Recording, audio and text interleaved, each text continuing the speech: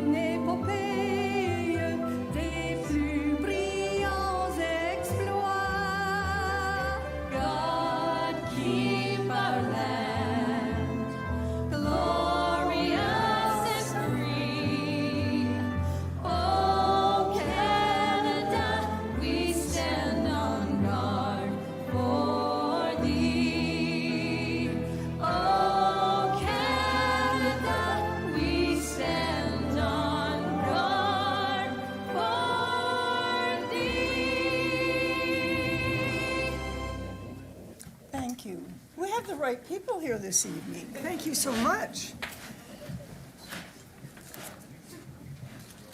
I would like to begin by reading a safety notice. In the event of an emergency, please evacuate council chambers to the nearest exit through the chamber doors. Obey all instructions given, and assistance if it's required. Please see the clerk to my right. She'll be out there. Once you've evacuated the building, please gather in the front parking lot outside of Town Hall. Now, please ensure you place your cell phone on silent or turn it off. The Town of Lincoln Council meetings are posted on our YouTube channel. Closed captioning is available on all our videos by selecting the closed captioning button on the bottom right of the video. The Town of Lincoln, being part of the Niagara region, is situated on treaty land. This land is steeped in the rich history of the First Nations, such as the Hattawandurunk, the Haudenosaunee, the Anishinaabe, including the Mississaugas of the Credit First Nation. There are many First Nations, Métis and Inuit people from across Turtle Island that live and work in Niagara today. The Regional Municipality of Niagara and the Town of Lincoln stand with all Indigenous people, past and present, in promoting the wise stewardship of the lands on which we live. All members of council are in attendance, and we have staff in attendance this evening. We also have representatives from the Lincoln Soapbox Derby and the Lincoln Garden Club, and Regional Councillor Foster is in attendance. Item 5 is confirmation of agenda. Due to the recent flooding that occurred and in light of the comments from the CAO and members of council on this matter, I would like to move council remarks to item 7 on the agenda immediately before announcements by members to allow council the opportunity to discuss this issue at that time. I'll now ask for a show of hands. That is unanimous. Thank you. Declarations of interest. Are there any declarations of interest? I see none. We will now consider the matter of recent flooding that has occurred, and the CAO will provide some comments. Mr. CAO. Thank you, Madam Mayor. And following my comments, I am going to ask Director Graham to provide a little bit of an operational update for you as well. But this is one of those times where I'm not happy to be addressing council. I wish I didn't have to speak on this particular item, but we are here, and so I will provide some comments. Staff met today specifically to discuss what happened. We had been meeting over the weekend and following the storm, up to and including that evening, and to review really the flooding event itself, but what happens next? What can we do next? I know I've discussed this with a number of members of council, most recently as today. And I think, you've heard me say a few times, you've heard us say that this was one of those extraordinary storms, and generally our infrastructure performed relatively well. I say that, but to the resident who experienced significant flooding, and there were many of them, that really doesn't make a difference that it performed well and that this was greater than 1 in 100-year type storms that we're receiving. And so I say that really to say it doesn't really matter that our infrastructure performed well. At the end of the day, we need to understand where we had issues. There were areas with some of these microbursts that didn't get hit, that typically get hit. I think about Hickson. I think about other locations that during the storm we drove to, and there was actually very little rain. We need to understand the how this happened and ultimately really the why, so that we can figure out what happens next. You've heard us or you've seen us, whether it be social media or specifically reaching out to residents to gather information from those that were affected. Some have proactively already reached out. Some we're going to be reaching out, and we really need to understand from everyone whether the flooding came through floor drains, whether it was their sump systems, the window wells. We had a lot of overland flow, or really if there were some other sources. And I think what we want to do with that is make sure that we're mapping that information to see what were some of the patterns and what were some of the key issues. I think intuitively we know where some of those in Beamsville were. I heard from a number of you that were out that evening. Next, we're going to be working with our engineering consultant and primarily Niagara region to look at the storm and to really model how our systems perform. We're going to try to recreate it in a modeling format so that we can determine how we reduce it in the future. Importantly, and I think you've heard us talk about some of the regional infrastructure improvements that we're looking at on Ontario Street and in and around Ontario Street. I think we're going to have to identify whether those need to be accelerated, whether some of those improvements, some of those projects would have led to reduced flooding in those particular areas. And specifically, I'm talking about the Ontario Street pumping station and the sanitary trunk main that really runs down from the tracks down towards the pumping station, which ends near Lake Ontario. And so at the end of the day, bottom line here is, yes, it was a massive storm, a lot of water in a short period of time.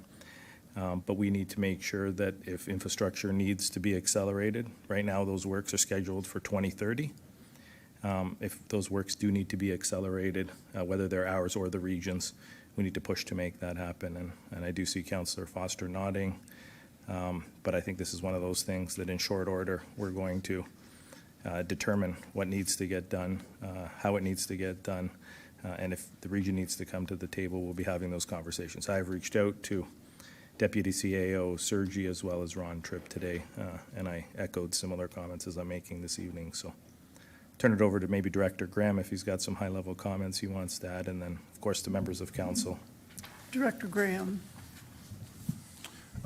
Through you, Madam Mayor, and to just build off what Mr. CAO had said, we really did receive an unprecedented amount of rainfall.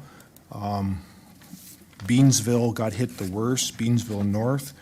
We had about 110 millimeters of rain in 100 minutes.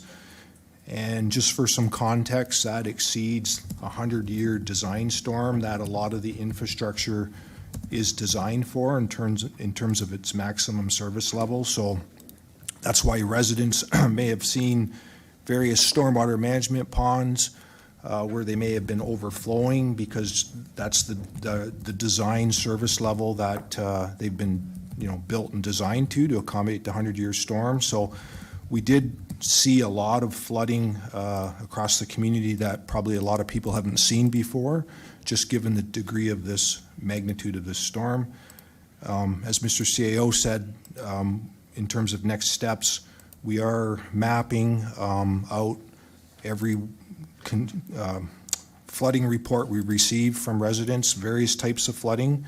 So we're mapping them out. We're going to be assessing them in much greater detail to try and learn what may have happened in some of those areas.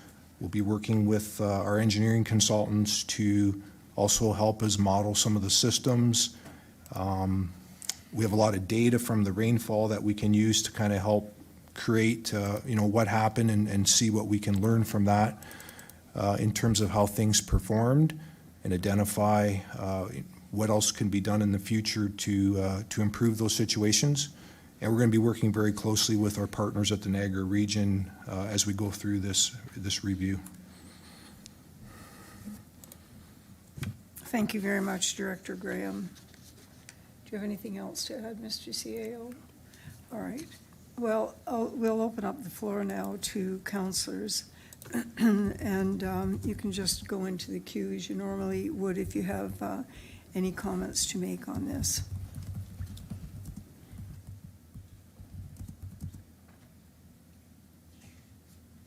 Well, I would be very disappointed since you asked me.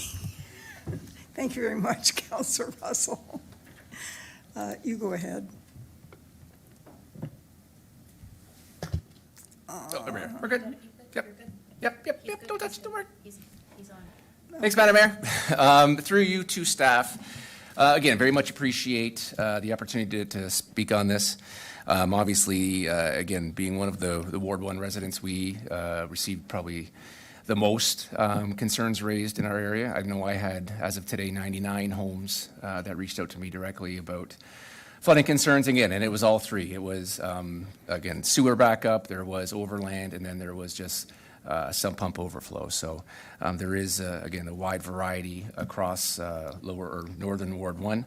I think what everybody just really wants to know is, again, what is that plan going forward? So again, I talked to Councillor Bernay earlier today, and I guess there is a motion coming forward in Grimsby. Should we bring forward a motion just to direct staff on the specifics of a report to come back? Or is staff already taking that on their side to, again, to your point about the external engineering firm coming in, is that enough to give you the direction on what to bring back to either this council or future council on, again, mitigation, again, problem solving, and just, again, overall what happened? Is that where we are right now? Mr. CAO. Through you, Madam Mayor, to the councillor. I mean, councillor, motions are always something that council can look at providing us. I would tell you the severity of the issue, the amount of residents that were impacted by it. This is the top on our list in terms of priority, and so I think, you echoing that, council echoing that this evening, I think is sufficient in terms of what staff's doing. We've already started to take action on a number of those. We can definitely determine what is the best way to make sure that that's communicated both externally as well as internally, so that members of council over the summer are kept up to speed and up to date in terms of what's happening. But I don't think there's a bigger issue right now than this. We today, probably about an hour or so ago, received a flood warning from NPCA, now that covers the broader catchment. And so we were immediately, I think, talking to one another in terms of just what other preventative measures can we do, what sort of communication externally needs to happen on that, and just to make sure that we're ready. So I don't think we need a formal motion. Definitely we're in council's hands should you want that, but this is on the top of our list. Okay. Thank you for that. Second question, Madam Mayor. Again, talking to Councillor Mikulik earlier today as well. And just again, as far as, again, terminology for disaster, is there any metrics that we have either in our bylaws or our policies that would label something a disaster that may allow us to seek funding from other levels of government to assist residents through situations like this? Again, I think if we're looking at 200, 300 homes potentially that were impacted by this, I don't know if that qualifies or if we even have that sort of thing in our policies that we could leverage. Go ahead. Through you, Madam Mayor, why don't I start that question, Councillor, and either Dave, Charlotte, or Matt, who have worked on these types of applications in the past. We tried the last time we had storms that really impacted a number of residents to look at, is there some provincial disaster relief funding that we could tap into, and there wasn't. We don't have anything per se in our respective policies that would address this. Typically when we've had such storms, where we've had erosion, or we've had significant land damage, we've been successful on 2 occasions, actually, to the tune of about $3 million collectively in terms of what the province provided.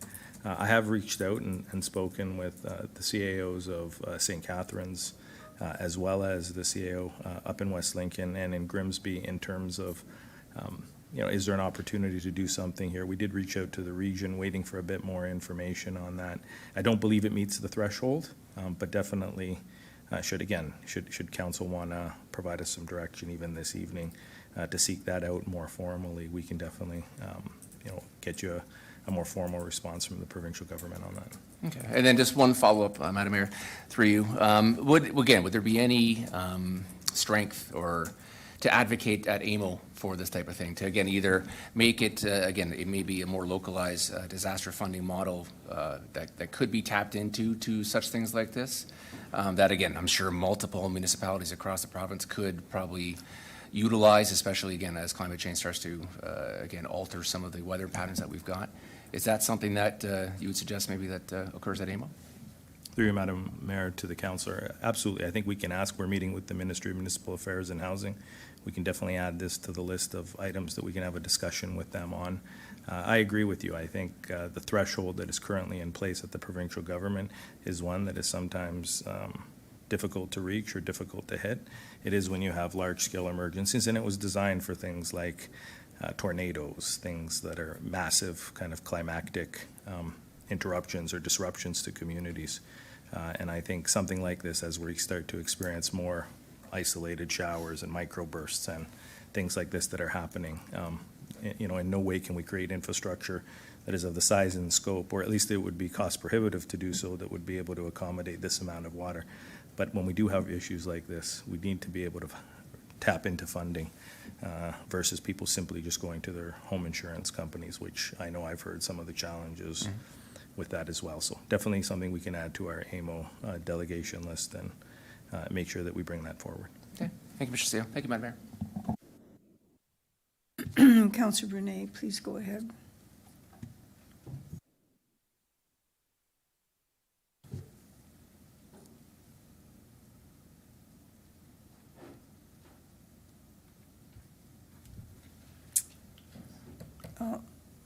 That's okay. Do you want to come back in? We'll move you up in the queue. Yeah. It's okay.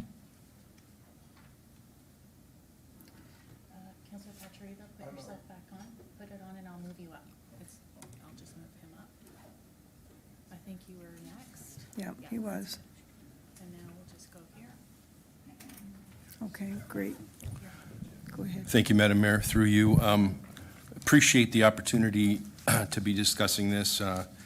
Obviously, there's a number of families that are having to deal with this, and I do appreciate the Public Works team and how quickly they got out there to talk to some of these families that, in some areas, I spoke to a family today. They've been living on Green Lane since they purchased or built their house. Actually, it was farmland in 1979, and they built the house and have never had any flooding until last Monday.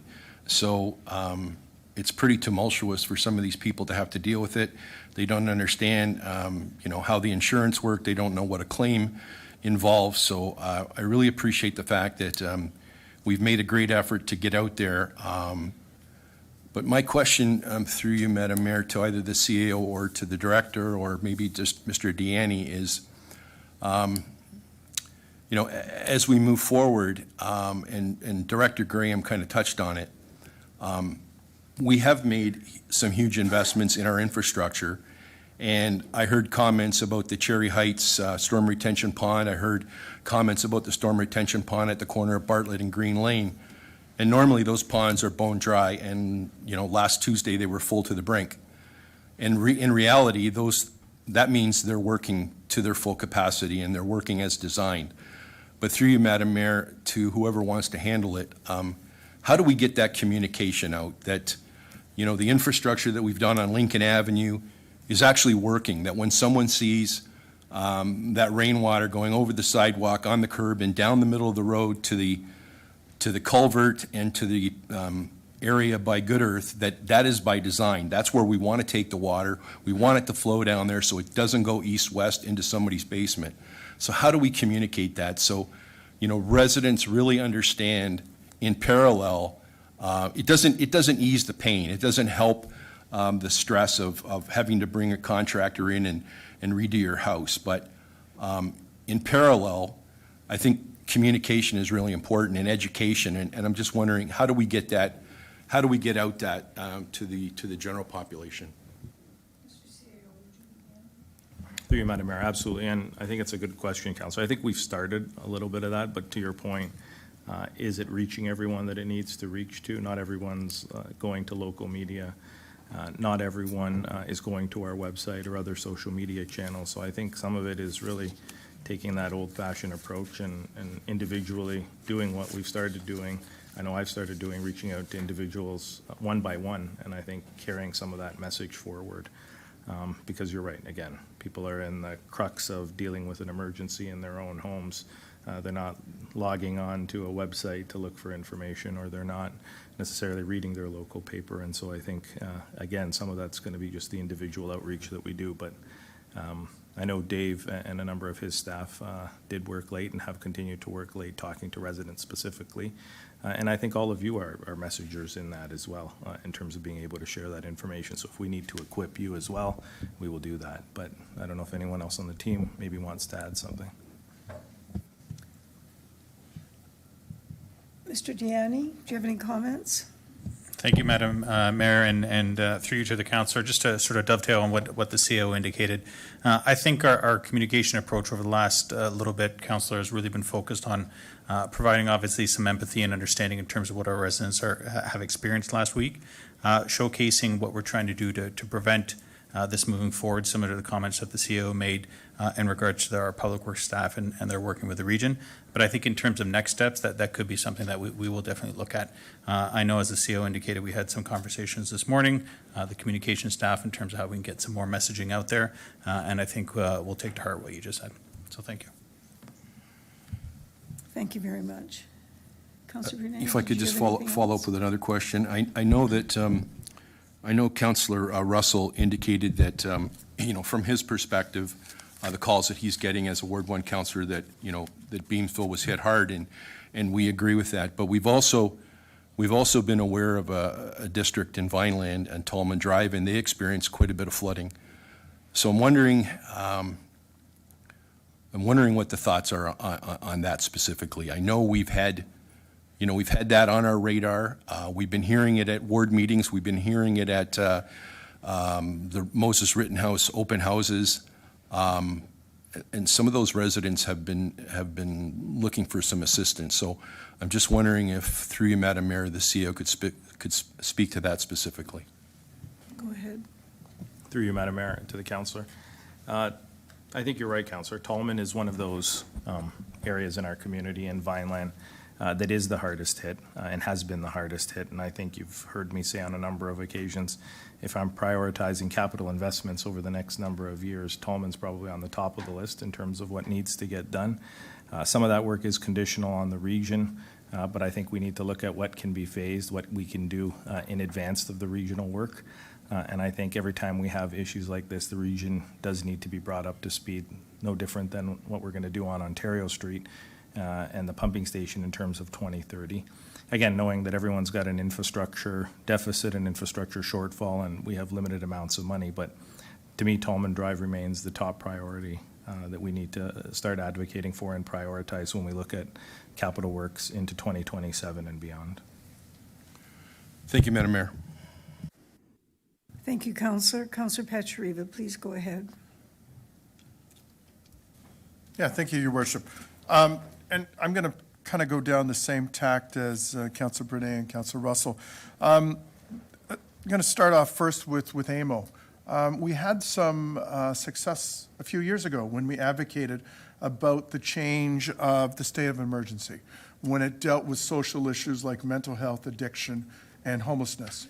And I think this is a great opportunity to come and say, as not only are we experiencing it, but other areas of the province, be it an ice storm or flooding or fire, these things are here and now. And we can say that, they're reaching thresholds of 100-year storms, but when they happen every couple years, that's someone's reality. So I think it's very important that becomes top of the list for our AMO delegations.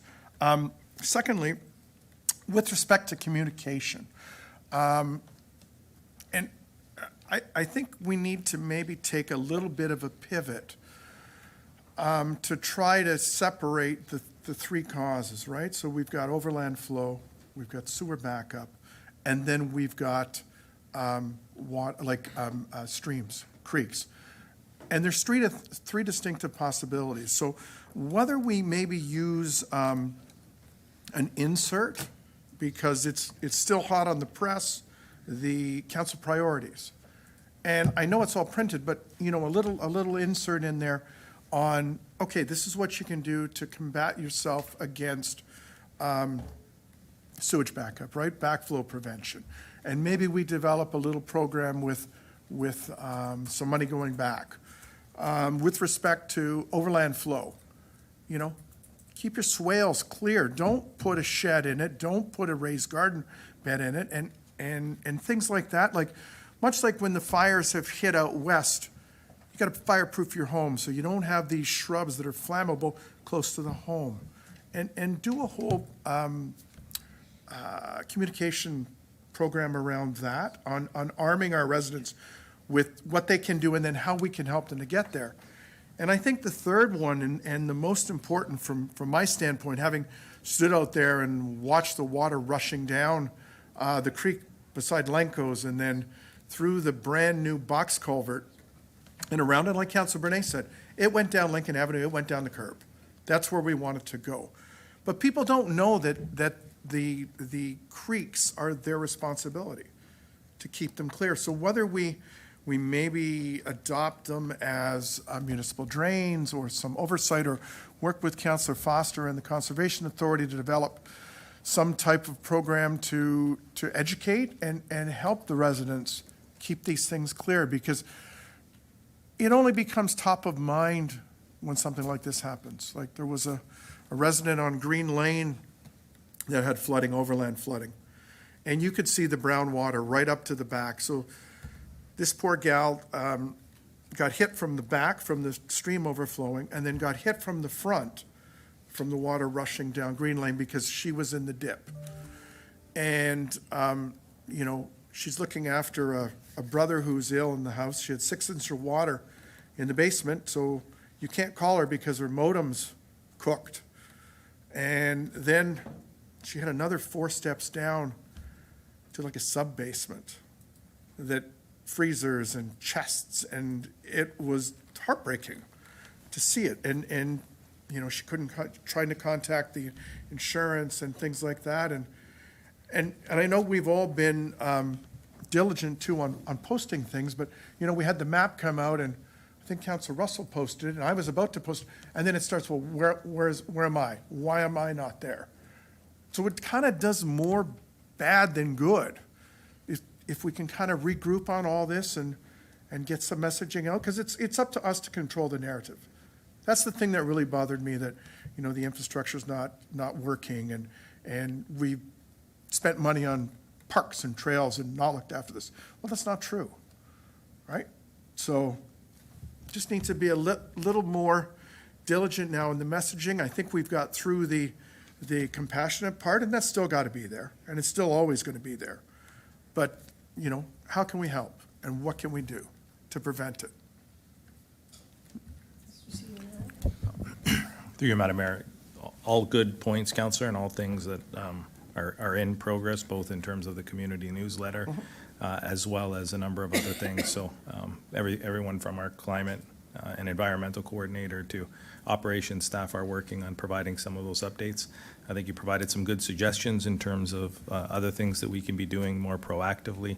I think, you know, I can tell you we probably had a little under 24 people just in, you know, following the storm, uptake the backflow preventer program and the grants that we have for residents on that. And I think, you know, the more people that are aware of that program and the funding available for each individual home that wants to put in that backflow preventer, I think the better.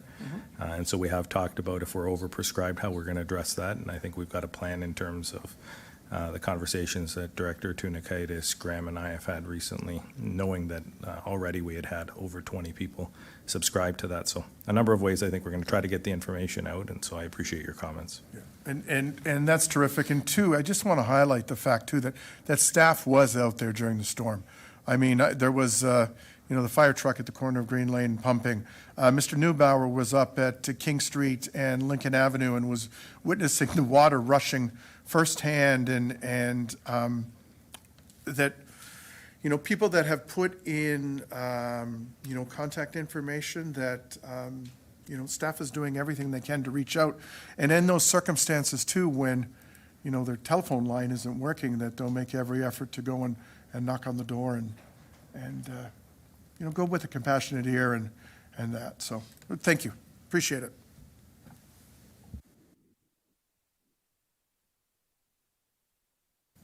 Thank you very much.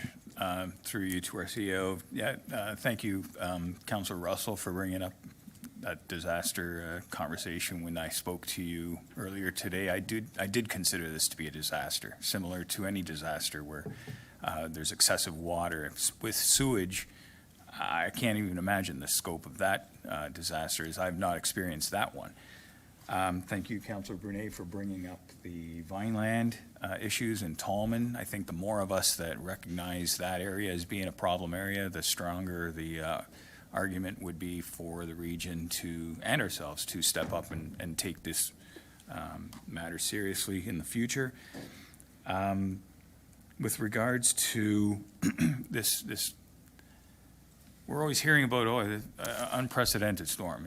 These unprecedented storms seem to be happening quite frequently. And I'm going to ask our Director of Planning, what sort of data are engineers using when it comes to stormwater, sewer water management?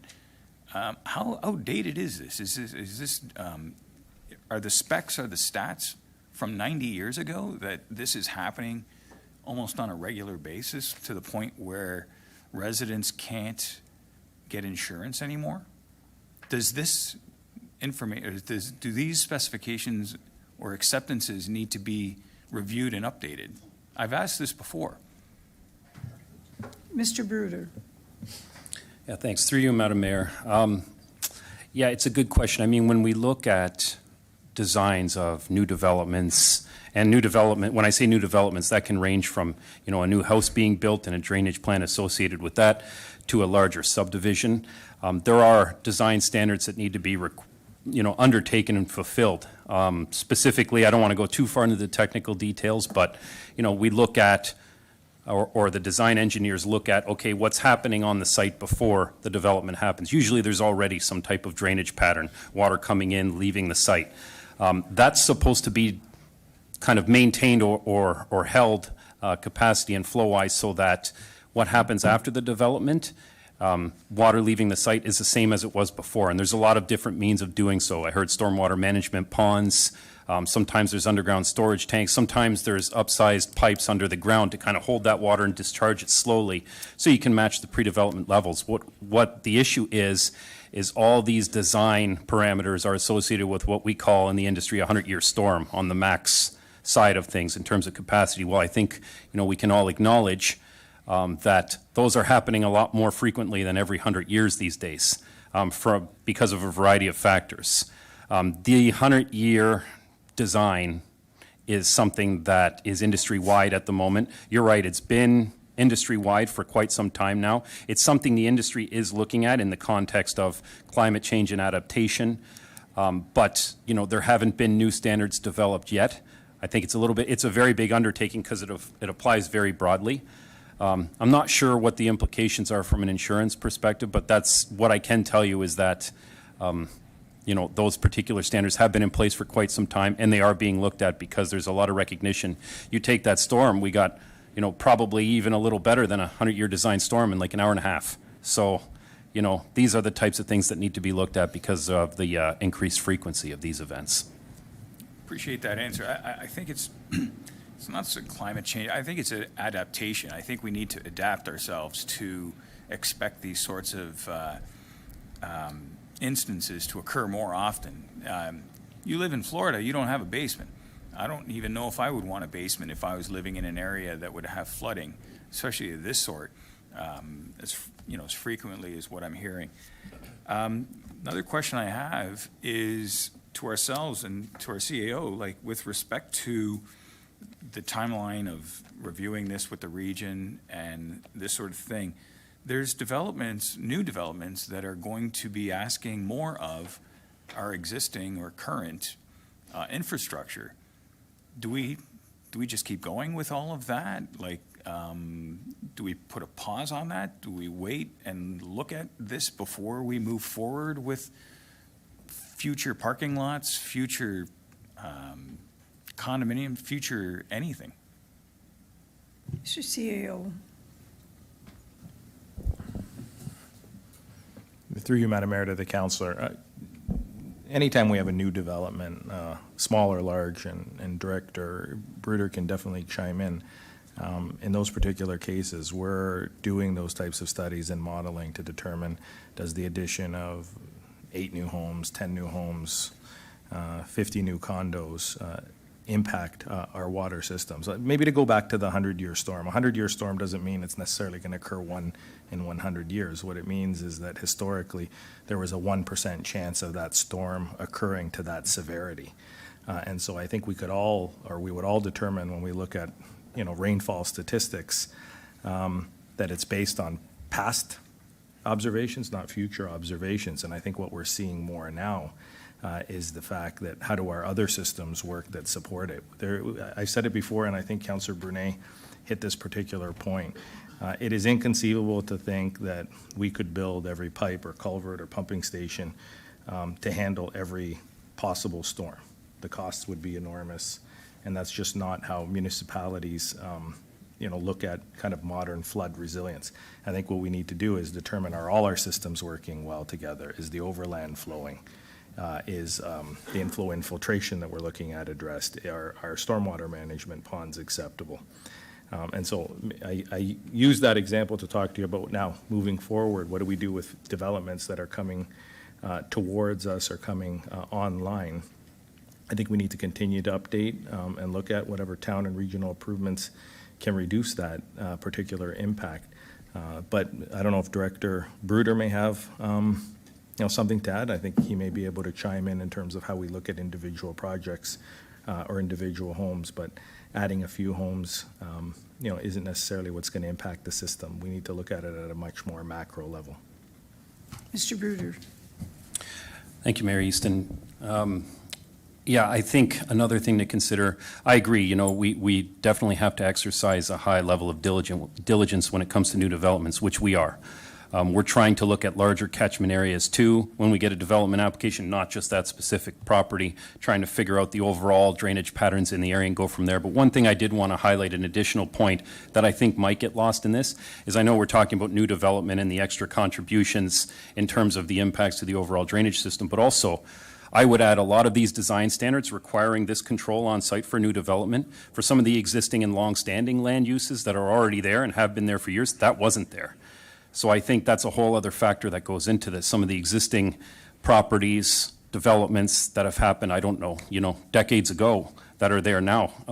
I would contend with you that even though, yes, we're seeing the severity of storms happen more often than perhaps they used to, I would also say, though, that the standards, although we talked about may need to be updated, they're still more stringent than they were when a lot of other developments went in years ago. So I think that's an important point, too, when you're considering kind of existing land uses already there to new development, and it's just a little bit of a clarification I wanted to make. I appreciate that. I just, when we talk about the future and we talk about, this and that, that's part of the adaptation, or that's part of the new norm that I think we all need to look at, not just our municipality, but any municipality that sees a dark rain cloud. So those are my comments. And the other thing is just like, there's, even in Jordan itself, there was an individual that, he got flooded out because of surface water on a pretty recent parking lot that was constructed, saying that this has never happened before, this and that, and it's tough to knock on this person's door, knowing what they're experiencing, and having the answer, well, everything meets standards. Well, some people are going to disagree with that, so that's why I'm bringing these sorts of questions up at this time. Thank you. Councillor Njima. Thank you, Madam Mayor. So my question is about, I have attended on your behalf and with you some Great Lakes St. Lawrence Cities Initiatives, a conference and some other events. And obviously, one of the things that's talked about is water and how to control water. I think there's been, if you look back over the last 10 years, Canada-wide, there's been a lot of crazy sort of flooding events, really intense flooding events. So I'm wondering if there's any wisdom, advice, and precedent that group can provide. But my question is, Councillor Mikulik brought up insurance, and Councillor Russell brought up AMO. So I'm wondering if that's something that we can look at discussing at AMO with the Ministry of Finance about, asking what that looks like Canada-wide and locally, and how people are being affected by the flooding, and getting ahead of it and seeing if they're anticipating any issues and if there's anything the ministry can do to assist. Because if you can't get insurance, that's tough. Mr. CAO, would you have anything that you could add now? Through you, Madam Mayor, to Councillor Regima, I think when we look at the work that the Great Lakes and St. Lawrence Cities Initiative is doing, I mean, they are doing a lot of work, as you will know, being our rep on there, around municipal climate adaptation, some of the infrastructure vulnerability issues, and specifically the watershed-based stormwater management. I think continuing to advocate and bringing some of those voices to the table when we're at AMO, I think is going to be critical as we move forward. And so I think, we take that comment, Councillor. I think in addition to the other comments this evening, I think we need to be looking at those particular issues and looking at the whole watershed in particular, as well as some of the vulnerability assessments that I know the Great Lakes and St. Lawrence Cities Initiative is encouraging us to undertake with them. Thank you. Thank you very much, Councillor. And maybe we could just give Regional Councillor Foster a little heads up so that he could make a few comments regarding the NPCA on some of these matters when you present your report tonight, if there's anything in particular. Okay, we move on now to Councillor Reimer. Go ahead, Councillor. Thank you, Madam Mayor. A couple of questions. First, maybe to Director Bruder. I think it's important that our investigation determines the actual cause of some of these things. I know people who have been affected by it aren't really going to care, but I think as far as determining, some of the discussion has happened already, and it's hard to understand, but drainage, overland drainage, it's almost impossible to gauge that for a 100-year storm, right? So if it's overland, we still need to know about it. But I think the important thing is, and I'll ask Director Bruder this, the sewage backup. Was it not discussed at higher levels, or is it not part of the building code already, that some newer builds or possibly will have those as part of the building code in their sewers and new houses, or not? You're talking about Sewage backup, yeah, sanitary sewage backup. Director Bruder, sorry, didn't explain, yeah. Our sanitary sewage would have the backflow preventer as part of the building code. To you, Mayor Easton, that's correct, Councillor. They would with the newer buildings, yes. They'd be subject to the newer building code requirements, which require that. Okay, and to touch on maybe something as a follow-up, Mayor Easton, just something that Councillor Pachariva, maybe some type of program we could offer. We've done that in the past with other things to help those who don't have that requirement. Any idea what time of year that, or what the year that became in, Councillor Bruder, or Councillor Bruder, Director Bruder? What year did that come in the Ontario Building Code? Just so people would know when their house was built that they have that protection in there. Through you, Mayor Easton, I'm not exactly sure, Councillor, when that would have come in. It would have been in place for a little while now, though, like upwards of a decade for sure that it would have been in. I think it's 10 years, but I wasn't sure the exact year. Yeah, around there. Okay. So thank you for that. I just wanted to thank also staff for their attentiveness on that day. I was in contact with Director Graham a couple times on that day, and he responded to a couple of instances. One he knew about already, but the other one he was right on top of and sent staff out to act. So that was good to see. I'm glad to hear we have an engineering firm looking at these, again, going back to the causes. And I would hope that they're not only looking at the causes, but also some solutions. And I can't help but thinking we struggle These last two occurrences happened. One happened in 2025 in early April and the last one in July. And we struggle getting water off the escarpment, basically, to the lake, right? Except we have King Street, John Street, Green Lane, the CN tracks, and the QW in the way. That's all that's in the way. And now we're talking with the Niagara Irrigation Initiative project, and we're going to pump it all back up again for the farmers. So it just seems, I hope there's some outside-the-box thinking that we could somehow coordinate those two. Retention ponds are there for a purpose, and they do function very well. Maybe we expand some of those to help some of our, it won't help every situation, but I think it will lead to a positive effect, especially in some of our trouble areas. If we could combine some of those and suggest that to the engineering firm, that would be great. And one other question, Mayor Easton, if I may, to David Graham. With our infiltration and I&I program, which has gone extremely well and other municipalities are copying, I can't help but think some areas would have been worse off than they were. Does it help? We've talked about advocating at AMO. Does that, our program, does that help us or hinder us if we were to ask for money through infrastructure rehab program or something like that? Trying to think of another way to the money. Does something like that work, do you think, Director Graham? Director Graham? Through you, Madam Mayor, to the councillor, I think that's a great idea. I think would it demonstrate that we're doing what we can. We're trying to be proactive in mitigating flooding with our I&I reduction program. I think council has done a lot of good work with investing in that.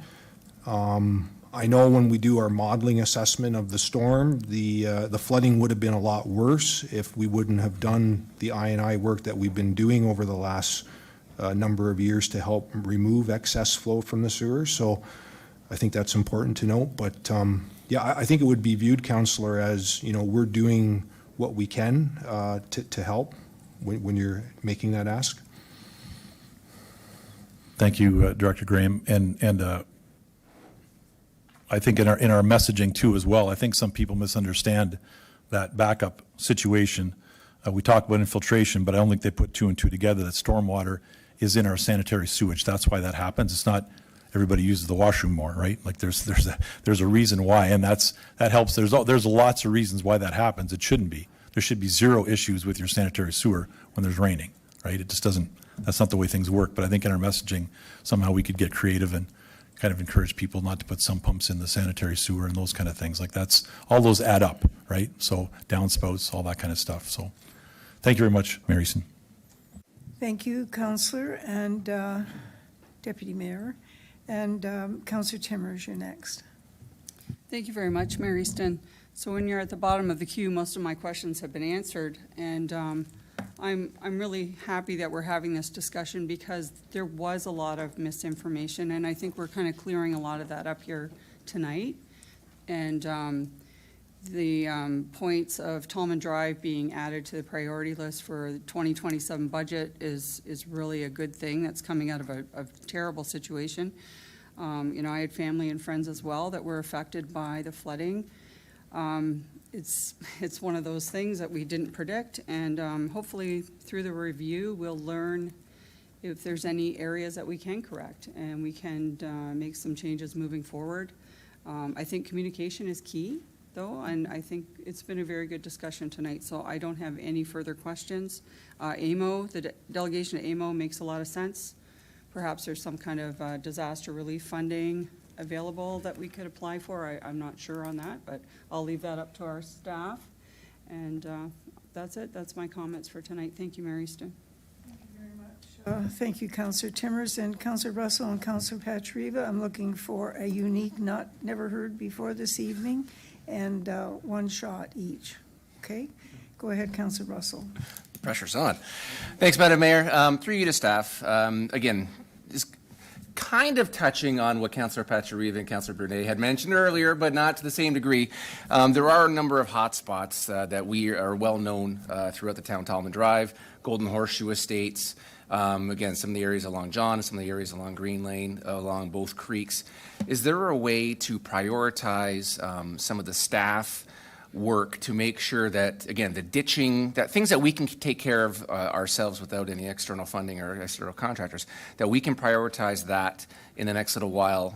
Again, if it's ditching, if it's creek maintenance and removing trees, some of that debris. I know Director Graham has already done that, again, on a number of occasions that we've reached out, but is there something that we could do on a more grand scale to try to make sure and mitigate this as much as possible? Or is there any service in, again, requesting additional funds for external contractors to come in and start doing some of that ditching along some of those either north-south corridors where we are getting a lot of funneling, and at some of the pinch points where we are seeing some of that overland pooling? Is there any thoughts to that, whether or not we should focus or prioritize that? Go ahead, Mr. CEO. Through you, Madam Mayor, to the councillor. Councillor, I think you're, in a lot of ways echoing the conversation Dave Frank Buffalino and I had earlier today. We are prioritizing those areas now in light of just the most recent flood watch that we received. There are things that we're going to be doing. I see Dave nodding, and so I would suggest to you we're going to be prioritizing those areas, and I think looking at putting our resources where they need to be right now for the foreseeable future till we can get some of this work done.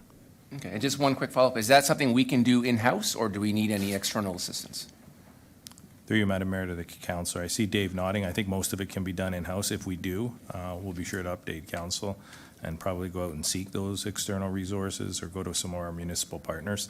But I'm comfortable to say I think we can do most of that in-house. Okay, thank you. Thank you, Madam Mayor. Councillor Pachariva, go ahead, please. Thank you, Worship. And, I was perusing the AMO program, and lo and behold, on Sunday at 1 o'clock, the Ministry of the Environment, practicing leadership in a flooding, a municipal exercise workshop. So in a realistic flooding exercise and workshop, municipal leaders and staff will navigate escalating impacts on critical infrastructure, public safety, municipal services, and community recovery while working through the decisions leaders face during a flooding event. Participants will experience how municipal exercises encourage discussing mutual aid, prioritizing resources, and collaborating with provincial and community partners. Participants will also get hands-on experience working with the provincial supports available to municipalities before, during, and after an emergency. So I think that if Director Deanne can arrange that session for us, I'm drawing a blank on what we call them. Delegation, thank you, Anna. Councillor Murray. That it's you know what, it's right there. It's set on a tee for us, so let's make it happen. Okay. And I plan to get there to attend this, so I'll take copious notes. Very good. Thank you, Your Worship. Thank you very much. Did you have anything more to say? No, Mr. through you, CEO? Madam Mayor, I just note Paul's making notes, so I think he heard the councillor loud and clear. Very good. I'm glad everybody's on the ball here. So, interesting, I have a couple of comments besides some possible input from NPCA, although I'm sure the staff have already been talking with them. But I'll be very interested to know whether or not the emergency team at the ministry, that it's really, I think, it's a year and a half, or I don't think it's quite 2 years old. So I don't know what the state of all their policies is. Councillor Pachariva, you brought this up. So we could speak with Kathy McGrath about that. And if there's an opportunity for us to have a side meeting, not necessarily a delegation, but a side meeting with one of the key staffers from that ministry, that might be helpful as well.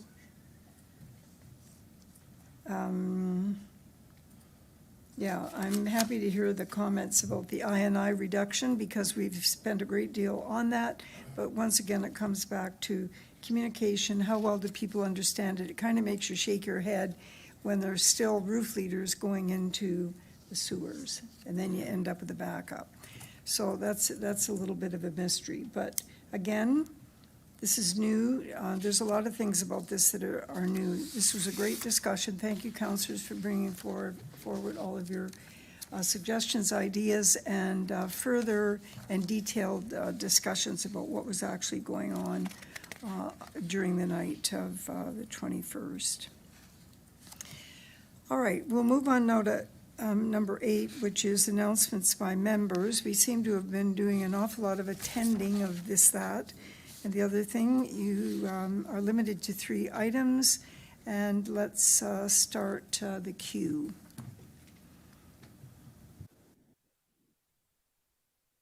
Okay, I don't see anything. Oh, we do. Councillor Michaluk, go ahead. Thank you very much. I thought it was worthy noting that we attended, several members of council attended the designation of the Old Oak Barn, Old Oak Tree in Victoria Avenue, and celebrating the anniversary of the Old Oak Barn. Yeah, 400-year-old tree. I never thought we would dedicate, or I never thought we'd designate a tree, you know, as a municipal leader. But it was a well-attended celebration. I thought everyone did an excellent job. There's cupcakes for everyone while we were at it. It was a beautiful day. So I just wanted to make sure that didn't skate through without a comment. Yeah, quite right. Councillor Brunet. Thank you, Madam Mayor. Very quickly, I was pleased to travel down to the Niagara Parks Power Plant last Thursday, July 23rd, as a board member for Niagara Peninsula Energy. There was a funding announcement that staff had been working on this application for probably 18 to 24 months, and we were successful in receiving $2.7 million to support the modernization of our electrical distribution system across Niagara. Why is this important? Well, we've been having a lot of power outages, and there has been a lot of discussion about Niagara Peninsula Energy's investment. Councillor Timmers and I both sit on the board. We've been, along with you, Madam Mayor, recently up to the Spring Creek Transformer Station, where they're investing $38 million up there to ensure that we meet the requirements for power. This doesn't mean that we're not taking these power outages seriously.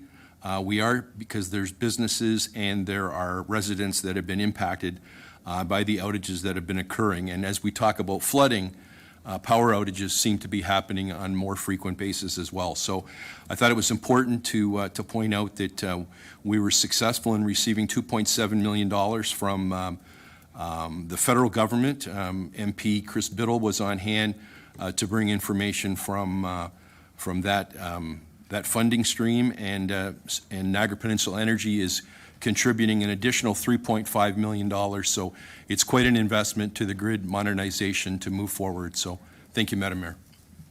Thank you very much, and that's a very important comment, very important area that more and more people are talking about. Councillor Timmers. There we go. Thank you, Mary Stin. I just wanted to add a little bit about the Grand Oak Tree. You know, I've been on the Heritage Committee since I was elected to council, and Councillor Brunet sits on that with me as well. And for about 10 years, I think people got tired of me talking about the Grand Oak Tree. And we finally were able to designate that tree. And I just wanted to make the comment that it's the first tree in the town of Lincoln to be designated. So it's pretty special, and it's designated through the Ontario Heritage Act. So it will always be protected, and the history and the beauty of that tree is just phenomenal. So if there's anybody here who hasn't seen the Grand Oak, you definitely need to go down there and take a picture of it. But I was so unhappy that I had to miss it. I was traveling at that time, so I missed it after 10 years. And I want to thank Monica Coquiera, our staff, who really did a lot of the heavy lifting and helped to make this happen. So anyway, thank you for allowing me to make those comments, Mary Stin. Thank you very much. Now, we move on to item number 9, and that is proclamations. We have no proclamations this evening. Item 10 is recognition and achievements, And our first item for recognition and achievements is the recognition of the Town of Lincoln's sponsorship of the Lincoln Soapbox Derby. And we have Gord Gary, Lion Ken Southward in attendance. Gentlemen, please come forward if you have a few words that you'd like to say.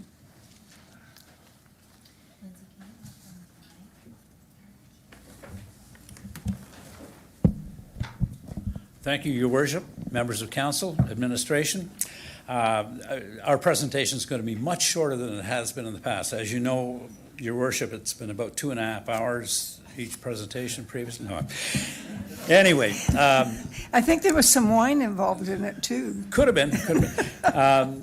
We want to thank the Town of Lincoln for its participation with the Soapbox Derby. This was our 9th year this year. We had a couple of years out with COVID, of course. It went off splendidly well this year. We had no accidents whatsoever.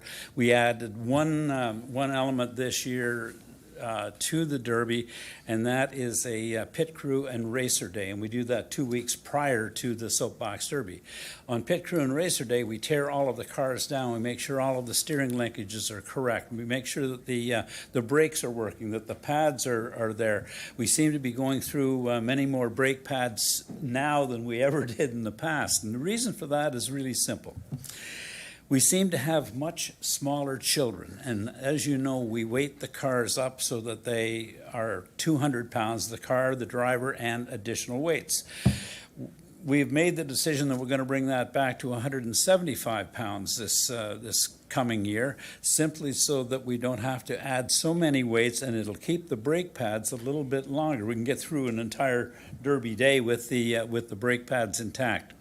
So with that, just a couple of things. I said that the Derby went off splendidly well. One of the things for me that was the greatest aspect of the Derby this year is that I had my partner in the Derby in full functioning mode this year. Most of you, or many of you, will recognize that Ken was suffering from Guillain-Barré syndrome last year, and if you don't know what that is, take a look. It's debilitating. He's way ahead of schedule, and I'm so very thankful for that. Ken starts the races. We have a new announcer on that now. He's a police officer, so that kind of keeps everything sorted out. And Kevin does a tremendous job with that. Ken's wife Jennifer, my wife Colleen, do the scoring for every race. And to give you an idea of how tightly contested the Soapbox Derby is, the difference between number 1 racer and number 2 racer, Ken, this year was? Yeah, just about 1/3 of a second. On 2 heats, 1/3 of a second on 2 heats. So the kids, they're into it. There's no question about that. We'd like to see every member of council at the Derby. We had 4 members of council. Your Worship, you were excused this year, of course. You had that tree come through the roof and all that good stuff. We'd like to see some administrative people there too, and those of you in the gallery, come take a look at the Soapbox Derby. It's a whole bunch of fun, right, Tony? So with that, we have some presentation that we would like to make, and we have some gifts. So Your Worship, if you would come forward for just a moment. Is that one there? Yeah, that's the wine. No.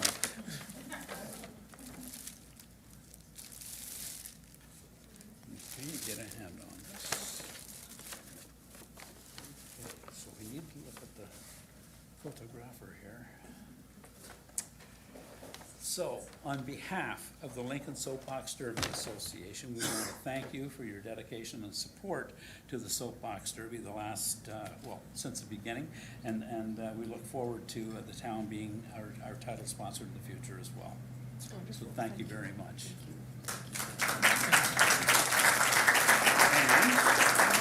And we have a souvenir T-shirt for you, Thank you.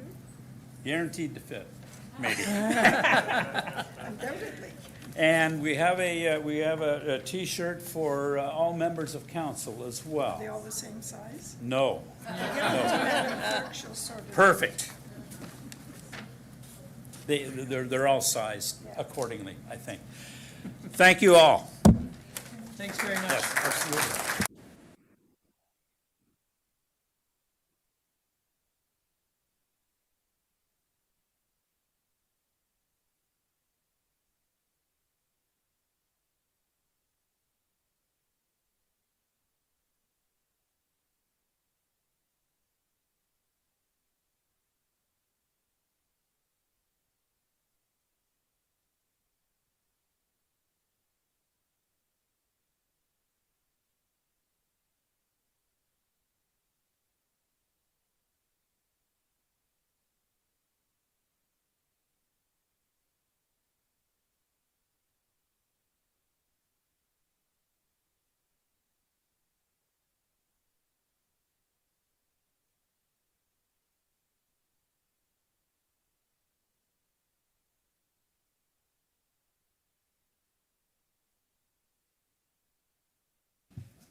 I can't tell you, I mean, many people in this room have volunteered for many, many special events over the years, so you know how much work it is to start something from the ground up. And let me tell you, they've done a great job, so it's a wonderful opportunity for youth, and they do have some big racers, and the first couple of years, Ken and I used, not Ken and I, but Gordon and I used to race each other, but I swear he let me win. But it was kind of fun. I'd never done anything like that before. Okay. Thank you very much, Deputy Mayor. The next item on the agenda is the Mayor's Medal recipients. And we're doing these in a number of different ways. Tonight, we actually have the Garden Club here, representative from the Garden Club, Lincoln Garden Club. But we also will be going out and visiting people where they work and visiting people on their farms to recognize the contributions that they make to our community. So not everybody's coming into the chambers. However, tonight we have Angela Calixto from the Lincoln Garden Club in attendance to receive this award on behalf of the Garden Club.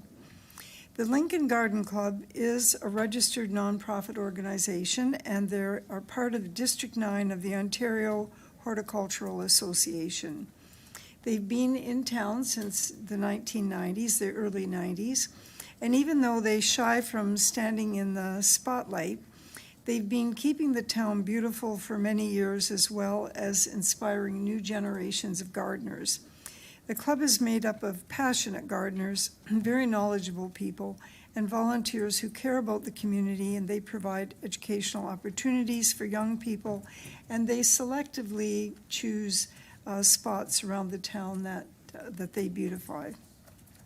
The club sponsors scholarships at Niagara College and the Niagara Park School of Horticulture, and in 1992 they donated a greenhouse to the Beamsville District Secondary School and sponsored a scholarship for a horticultural student each year. They donate plants left over from an annual plant sale, which is held each May. Now just imagine what it must be like to be a small group of people who do things like donating a greenhouse. How would you do that? This is not a small thing, and it is so important to our community, which is so embedded in agriculture.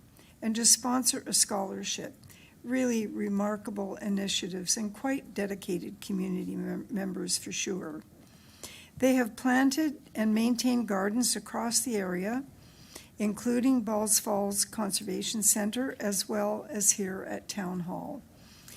They also maintain a garden at the experimental farm on the Vineland Research Innovation Center site, and were instrumental in the Millennium Forest Project at that site. They are also a valued partner with the Town of Lincoln for the Lincoln in Bloom Garden Recognition Program. Angela, it's so great to have you here with us tonight, if you would come forward.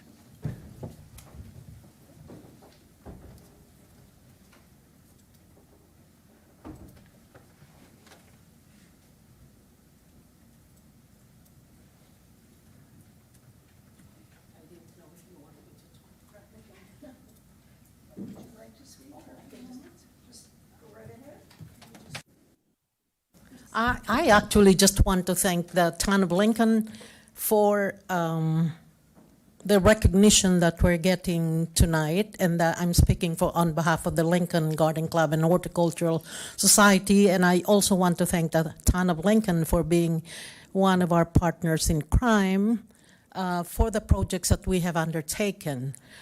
I would like to invite all of you to see the Millennium Forest, which is one of our flagship projects.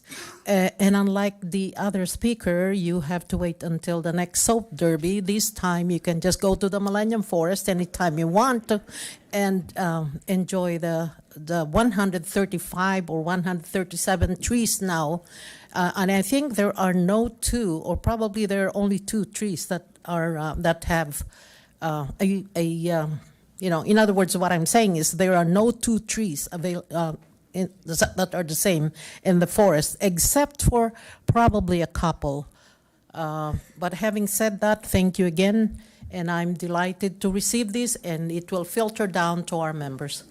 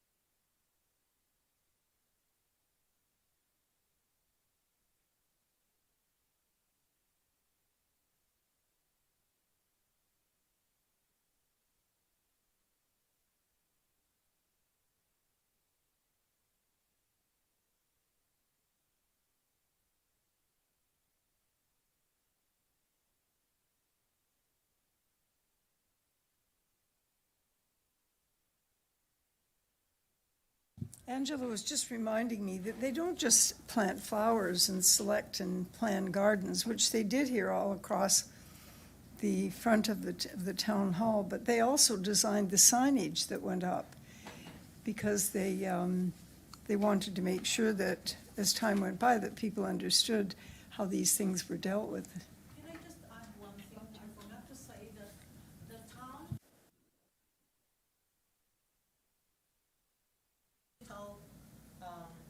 garden showcase going on right now, and everyone is invited to send pictures to the town. You're entitled to send at least 10 per person, and at the end of the program or the event, like maybe around the end of August, we will have a random draw for prizes, and everyone that submitted pictures are invited to a town picnic at Fleming Center at the early part of September, right? Yeah, so please send your pictures. Thank you very much. Thank you, Angela. So there, you're all inspired. Pictures and food, very good. All right, we'll move on now to item number 11, which is delegations and presentations, and I'd like to invite Regional Councillor Rob Foster to come forward to the podium. And I must say that since Regional Councillor Foster has been our regional representative, he has missed very, very, very few meetings. He is here at almost every council meeting, so thank you very much for having such a good attendance record, Rob. Thank you, Mayor Easton, and so I'll put a timer on because I have about a 20-minute thing tonight, so. So first off, just from the earlier conversations, I wanted to say on behalf of Chair Foster, they were very happy with the Heritage Committee designating the Grand Oak as well. I'm very, very proud of the fact that my son stepped up and into that particular role. It really fits well with his educational background and a lot of the work that he's done for the town and for the NPCA in the past. So anyway, that was a great event. I want to talk a little bit about the discussion around water that you guys had earlier. So I wanted to start with the I&I program, and I think you brought it up, Councillor Reimer. I don't know if you did as well, Councillor Patriva, but the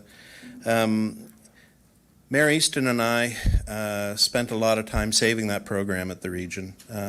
That was one of the ones that was on the chopping block about a year and a half ago as we were going into budget, and so ourselves, along with the Mayor of Fort Erie, did a lot of work on that to make sure that the I&I program continued on. And just for the sake of the audience, the I&I program really is taking a look at downspouts that are going into the sewer systems that shouldn't be going into it. The leakage that's going on within all of our programs within the thing. And I give the town of Lincoln full credit, and I look back to my days on town council as well, for making that a priority to make sure that we have a solid water system. The event itself, I was sitting at home listening to the rain literally pounding on the roof. My neighborhood was really quite lucky. We didn't really have much. I don't think there was much overture in your area too, Adam, but it was interesting because everything worked as designed through the back of our area.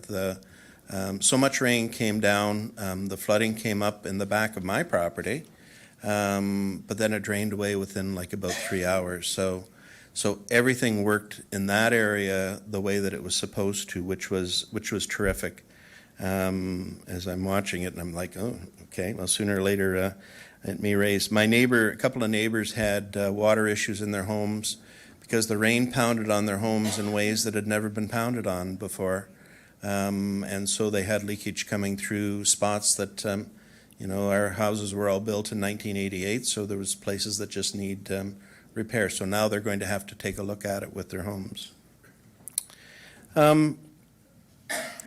The day of flooding, I was in discussion with regional staff from about an hour and a half after, once I realized what had been going on with it. And I talked to Phil Lambert down at the region, who's responsible for the wastewater management in particular.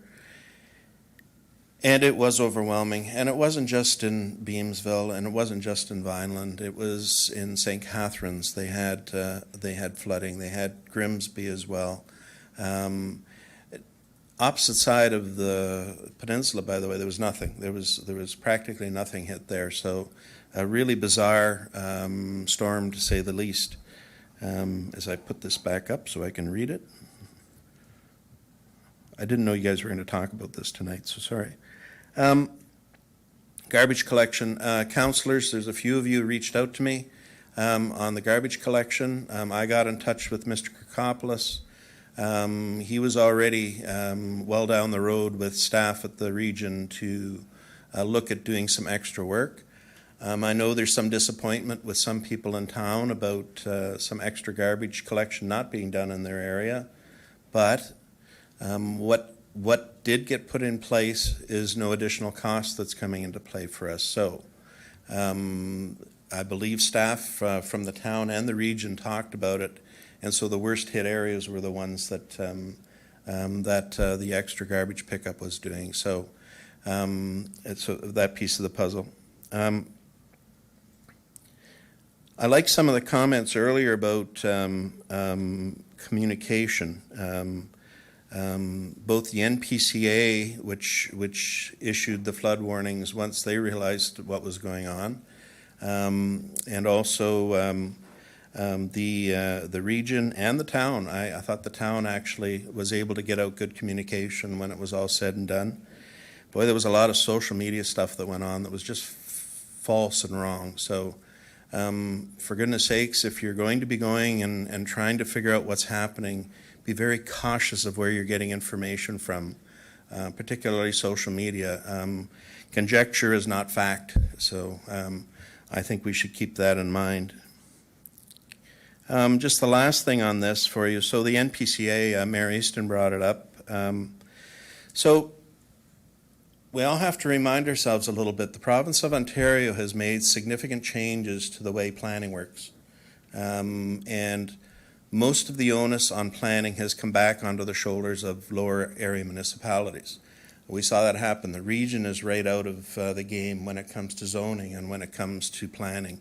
There is an official plan at the region, but that is taken care of by this local area municipality. So you guys are the ones that make the enforcement things. When it comes to environmental things within the community, that also comes into play. You have to be aware of that when you're looking at any of the subdivisions that are being built. Your staff, that's one of the very first things that they go through and deal with, is they're looking at these things.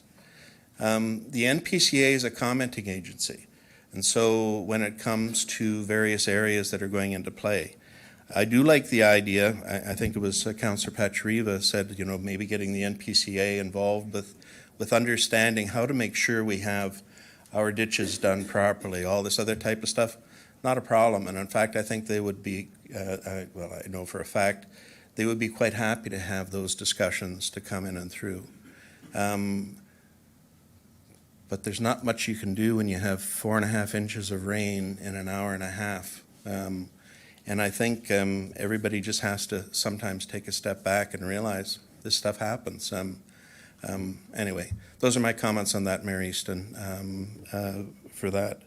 Thank you very much, Councillor, for taking that off the cuff. I appreciate it. Yeah. So I got some really boring stuff to talk about. DC, once again. So the region is in the middle of doing the DC bylaw review. I'm part of that committee, but we haven't met yet. We did meet as a council back, was it about a month ago, Mayor Easton, I believe? And the whole idea is that it has to be upgraded based on all of the new things that are actually coming into play with development charges.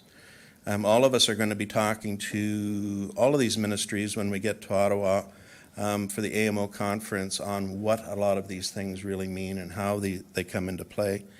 There's supposed to be a new DC charge bylaw in place by October of this year for Niagara. I do not see us meeting that timeline, but we shall see. Work has to be done with that. I put on to my notes just to let you know that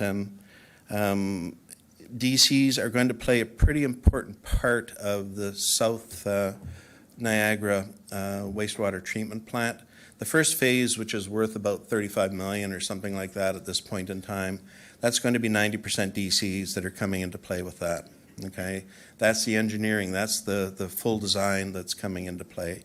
And that's well on the road, by the way, as well. But the funding package is going to come from DCs. We're going to have the new dollar figure coming forward to us, and I what did I say when I first started talking about this with everyone? They came in with 320 million originally, and I said it's going to be well more than $500 million before this is all said and done. Well, once again, I was right. 509 million is the latest figure that we're looking at. I still am a strong believer that it's going to hit about 600 million before it's all said and done. This is a significant investment that's being done in Niagara. So anyway, that's on the go. There's a couple of things that are coming up. What is today? Today's Monday. Coming up Thursday night.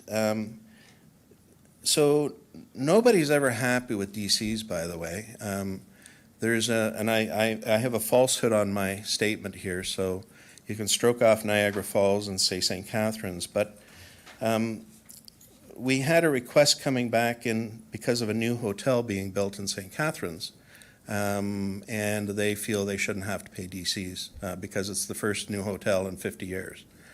Well, okay, so now Regional Council has to make a decision on it. The City of St. Catharines is willing to give up the DC money through the programs that are there, but we've exhausted the funds for this year already on the DC side of things. So, and that was part of our cost-saving piece of the puzzle that we did through our budget process this year, being aware that they should be capped. There's another business in Welland that has funds that they're requesting. An incredibly interesting business, but again, it's been capped out, so we're going to have a long discussion Thursday night. I'll be quite fascinated to see how that shakes out. I'm going to be interested to see how differing areas of Niagara vote on this particular issue Thursday night. So that's it for me tonight. Thank you very much, Councillor and councillors. We do have two questions, so go ahead, Councillor Murray. Thank you very much, Mayor Easton. Through you to Councillor Foster.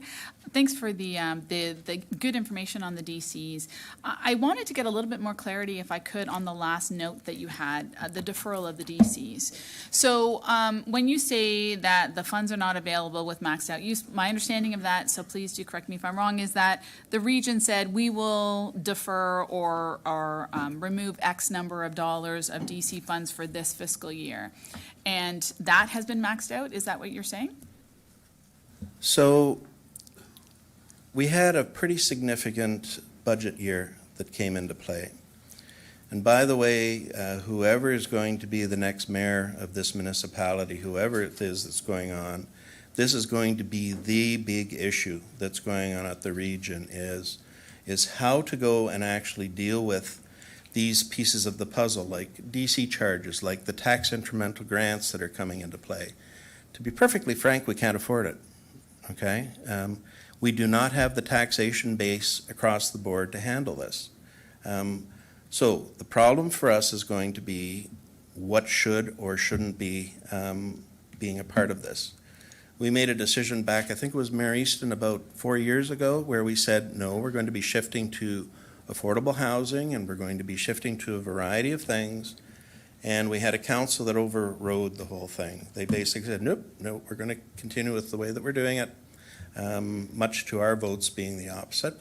But they continued on with the process of handing out money the way they are. The problem is that it makes up a significant portion of the regional budget now.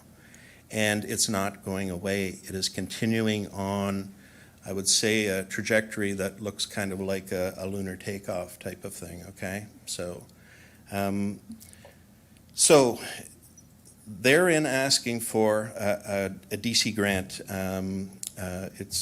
It's a deferral that they've got coming into play, but also, you know, these things they're looking at actually not wanting to pay DCs in certain situations. And unfortunately, you know, maybe 2 years ago it would have been a slam dunk. It would not have even been thought about as it was going through, but we had to put a cap in place for this. We cannot continue spending the way that we have been spending on this, much to the chagrin of some of the municipalities here in Niagara. So, thank you very much for that. So then, I just see that as an enormous challenge. Luckily, not my challenge to solve, as I'm not on regional council. But this idea that some new developments, businesses or otherwise, 2 years ago didn't have to pay DCs, and now we don't have a comparability of relief. So remember with these grants, this is not a matter of not paying DCs. It's you and I as taxpayers are paying the DC value that comes into play. It's nothing to do with them, you know, sort of being able to walk away. It's the businesses that are getting the break. They are getting a grant, okay? And that's coming directly out of yours and my taxpayers' money that's going into the region, okay? Is it fair? I actually think it's grossly unfair that's coming into play. Is it needed? Well, it depends who you talk to. There's maybe a lot of good economic development reasons for going and doing this stuff. But this is the type of thing that we have to balance every day as politicians. You guys have to do it. I've watched your council the last 8 years as the regional councillor, and I've admired the way that you guys have approached a lot of these issues. You've taken a look at balancing the economic development aspects of things, but also making sure that it's affordable for taxpayers. Boy, it's a real fine line that you have to go through and deal with this stuff. It's the exact same thing at the region. We've had to, and by the way, and I will, because nobody else will do it, I'm going to pat myself on the back because I will tell you at the region, we have had some incredibly good tax years from the regional department's point of view. We have put through taxation that is not unreasonable. I would suggest to you there may be certain aspects of Niagara region that, we'll call it maybe policing, that has certainly caused a lot of grief in the taxation area. But it's a matter of balancing all this stuff. This is what we do. This is why we get elected as people on these things. And by the way, I'm really quite sad that the regional councillor position is going away.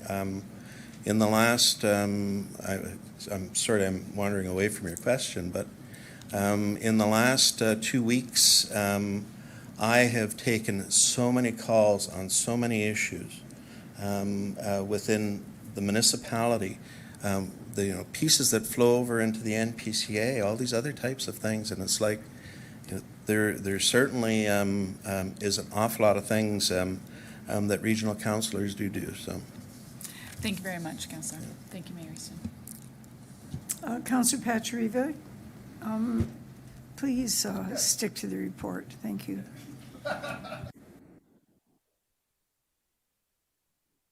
It's your swan song.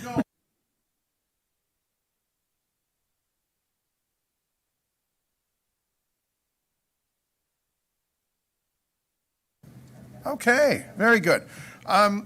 So following along in the standard, the first one about the hotel in St. Catharines, that's a deferral. So they're willing to pay the DCs, but just defer the payment? Is it for, because I never read, is it for 5 years? Is it 10 years? And then how does that affect the situation? So knowing that they're coming, I'm not too sure about the business in Welland, but yeah, just curious from your standpoint. Well, I would suggest to you that both of them really are not happy about paying DCs. So, so that's what the crux of the matter is. And so we're going to have a fascinating meeting this upcoming Thursday night talking about that. So because you tune said, in. Sometimes regional council can be pretty exciting. Yes, so I might tune in Thursday night. And like you say, the shortfall's picked up by you and I, and the people in the room. Yep, absolutely. Okay. Thank you. Thank you very much. And Councillor Mikulik, you're next. Thank you, through you to Councillor Foster. So with respect to that wastewater treatment plant, and yeah, 360 million or thereabouts you mentioned, and then now it's 508 or thereabouts, and you're saying that it's probably going to end up being 600 million. You mentioned something about DC's funding it a certain amount, but what is that formula look like? Who's paying for this wastewater treatment plant? Given the fact that taxpayers, they're getting a significant, they're given a significant expectation, come tax time, who's paying for this treatment plant? Well, I would start by saying I'm not the absolute master at this whole financial wizardry that goes on in and around DCs and how municipalities make use of them as they move into the future. But the reality is that, and the thinking process is, developers and development pays for development. That's what we have followed along, and that's one of the pieces is DCs that come into play with that. And so we know that there's going to be literally thousands of homes built in Thorold and in Niagara-on-the-Lake and in the edge of St. Catharines and in Niagara Falls that are going to be coming into play, where DCs are going to be coming into play with those places being built. And so there's sometimes, perhaps maybe Mr. Kirkopoulos can explain it better than me, but sometimes there's situations where essentially you're borrowing from the future to go and make all of these things work. So, so that piece of the puzzle is well laid out. And by the way, that South Niagara wastewater treatment plant has to be built. It has to be built for the whole development process that's going on within that part of Niagara. So I'm sorry, I don't know if I answered your question, Mike, but Well, no, it's just, we're almost talking like a $200 million difference from what we originally were expecting, and we're not even really there yet. So I think though, and if I can jump in over top of you just for a second, you know, the $320 million that we started with was, what was that, 2018, 2019, when that came into play. So there was this little thing called COVID came into play, and you know, the cost of everything has gone up. And we take a look at this now from all of our own buying and handling point of view. The costs of everything have gone up dramatically. So it doesn't surprise me that it's hitting that, and it wouldn't surprise me if it goes higher. I think that's just the reality of today's construction environment. So, you know, I'm just trying to make sure there's a benefit to the existing taxpayers through all of this. That's what I'm searching for. Through you, Mayor, another question, and it dances around the NPCA discussion. And, you know, I was talking on the side with Councillor Reimer, or Deputy Mayor Reimer, for a minute. What role does the NPCA have with respect to private properties, their ditches, their watersheds, their maintenance, their you know, their importance, their impact to getting that water to Lake Ontario? I know that the NPCA has governing authority over development, and I don't know. You're shaking your head. Yeah. So do they have any influence? Do they have any strength in when we ourselves as a municipality are looking at this sort of thing, trying to get the water to Lake Ontario? Could the NPCA like influence or weigh in? So the Niagara Peninsula Conservation Authority, like all conservation authorities, are there for the conservation, protection, and you know, understanding the water that's coming into play. I mean, we're involved with the Lakeshore. NPCA has been an active participant in the group that Mayor Easton is involved with. You know, making sure that all of these water courses are known and understood and are functioning properly. But they don't do everything, okay? Like, you're getting into an area that's kind of interesting. Once you start talking about drains within a municipality, drains have a certain context that comes into play and how they behave and how the municipality has to deal with that. Private landowners have going through their particular properties. You know, we don't have a bunch of people at the NPCA that are going out and going to private landowners and saying, you know, you shall dig your ditch out here because otherwise it's not working properly. That's not the way that any of that stuff works. We do, the NPCA does a lot of mapping. They do an awful lot of understanding of what the environmental protection areas are. They make sure that the municipality, anytime Matt and his team require assistance on the planning side of things and how water's going to run and the courses and stuff like that, the NPCA is a commenting agency and all those things. But that's pretty much as far as it goes, Mike. So, just follow up to that. perhaps that be part of the NPCA's role moving forward in the future to, work on those sorts of things and to look at and to address these sorts of things? Interesting idea. I can tell you, and I know Mayor Easton knows, we're going through this with the Conservation Authority. The Niagara Peninsula Conservation Authority is being amalgamated into the Western Lake Ontario Region Conservation Authority. I happen to be one of the members of the transition team that's coming into play with that, as is the CAO, Leilani Lee Yates, who you guys have had here a few times, top-notch CAO, I might add. But we're working with Hamilton, we're working with Halton, and we're working with the Credit Valley to go and put together what this new conservation association area is going to look like. The province is really pushing things on the planning side of things.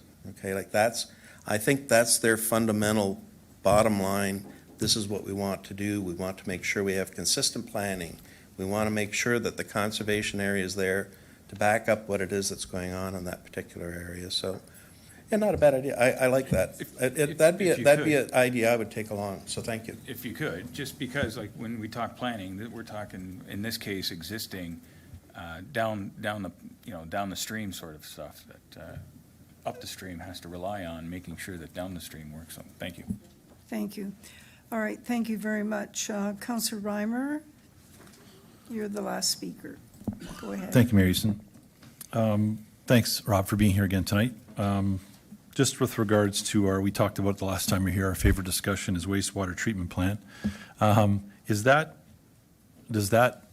any portion of that qualify for provincial funding through Hughes funding, or is there something else through that bill?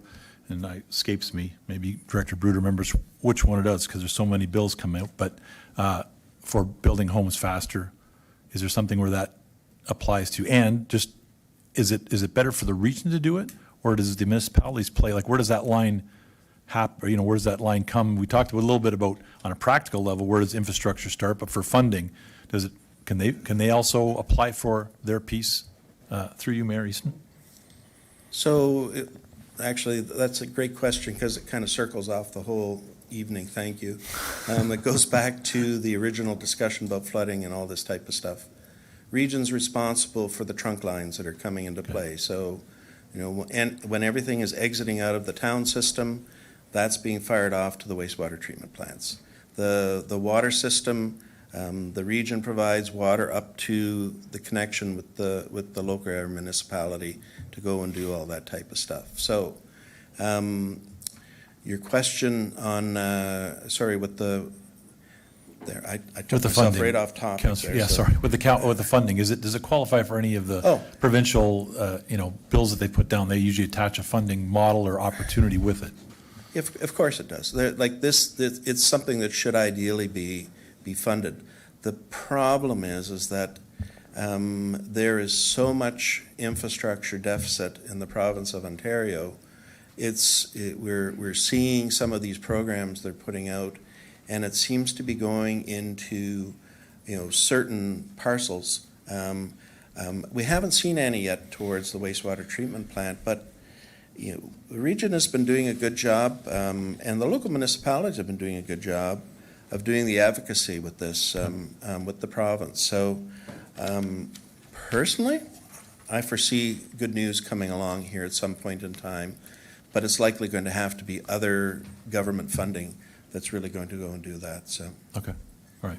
Thanks, Councillor Foster. Thank you, Mayor Easton. We could say, Councillor, that the DC, the program, the Phase 1 program, that it is a form, because if I recall, within the last year, there have been many petitions to the province, and there has been no package that they could actually advertise as suitable and applicable for the wastewater treatment plan. However, the DC funding for the Phase 1 is one that we're all contributing to, because as you recall, we didn't select a particular project because of the way we had done our business differently, and we had received a great deal of provincial funding and federal funding. So, however, we are participants in the South Niagara wastewater treatment plan to the level of 90%, with remaining 10% to the post-period benefit. That's for the region as a whole. Oh, okay. So but it's not a package that people have been going around selling. In fact, that basket has been quite empty of money. There was just nothing. Thank you very Mayor. much, Councillor Foster, and Yeah. thank you again for your commitment to this council and for the excellent work that you've been doing at the region, how you've applied yourself to things that matter to Lincoln. Well, thank you very much, Mayor Easton. I do appreciate that. And I got to tell you, one of the highlights of being the regional councillor is coming and talking to you guys. So it really shows how boring my life really is. So thanks, guys. All right, thank you, Rob. So, there being no further discussion, I have a motion moved by Councillor Pachariva, seconded by Councillor Reimer. The council receive and file for information the following delegation, Regional Councillor Foster. And Madam Clerk, would you please open the vote? Thanks, Madam Mayor, and the vote's open. Yes.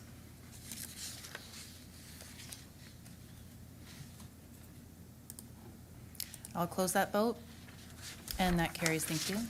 The motion is carried, and we move on to item number 12, items for consideration. There are none this evening. And we move on now to the motion to approve previous council minutes, considering the council minutes of July 6th, 2026. Do members of council have any questions? There being none, I have a motion moved by Councillor Reimer, seconded by Councillor Murray. That council approve the minutes of the following meetings of council minutes of July 6, 2026. Madam Clerk, would you please open the vote? Vote is open. I'll close that vote. That carries. The motion is carried. We move on now to recommendations from standing committees and consider the following committee of the whole minutes of July 13th, 2026. Do members of council have any questions? Seeing none, I have a motion moved by Councillor Russell, seconded by Councillor Brunet, that council approve the following recommendations from standing committees, committee of the whole minutes of July 13th, 2026. Madam Clerk, would you please open the vote? The vote is open.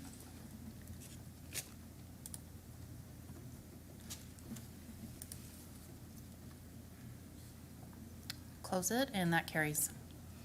Thank you. That motion is carried, and we move on to item number 15, which is notice of motion.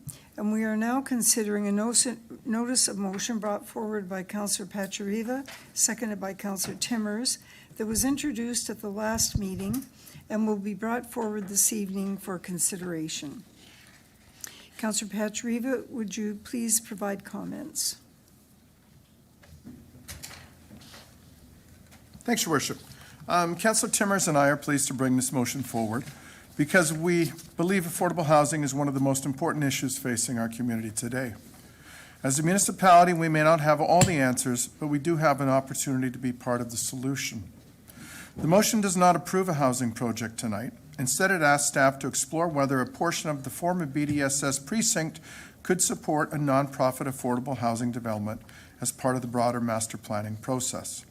Any future proposal would still come back to council following technical analysis, community engagement, and partnership discussions. And I just wanted to dispel, too, something out there in the community. Again, it's about controlling the narrative. The town of Lincoln is not building a building. They're not being landlords. They're not operating a building. What is happening is the motion is the biggest impediment to building one of these is the land, and that's what we have. So a third party like Indwell, the YWCA, Bethlehem Housing, they will build an operator, or in Port Colborne, where it's Port Cares, and they built and operated the facility. The former BDSS property is a unique community asset, and we have a responsibility to consider how it can best serve Lincoln, not just today, but for future generations. Exploring affordable housing alongside recreation, community services, and other community needs is a thoughtful and responsible step forward. I look forward to hearing my colleagues' thoughts, and I hope you'll support this motion. Thank you, Your Worship. Thank you very much, councillors, and I will read the motion. Whereas some of the most important work undertaken by local government is creating the conditions for people to thrive, and that begins with ensuring residents have access to a safe, stable, and affordable place to call home. And whereas access to affordable housing remains a significant and growing need in the town of Lincoln and throughout Niagara, and is fundamental to supporting a healthy, inclusive, and economically resilient community. And whereas increasing the supply, diversity, and affordability of housing is a strategic priority of the province of Ontario and the town of Lincoln, with municipalities playing a critical role in facilitating housing opportunities through planning, partnerships, and the strategic use of municipal assets. And whereas innovative partnerships, strategic use of surplus municipal lands, and a shared commitment between governments, community organizations, and housing providers can help address one of the most pressing challenges facing communities today.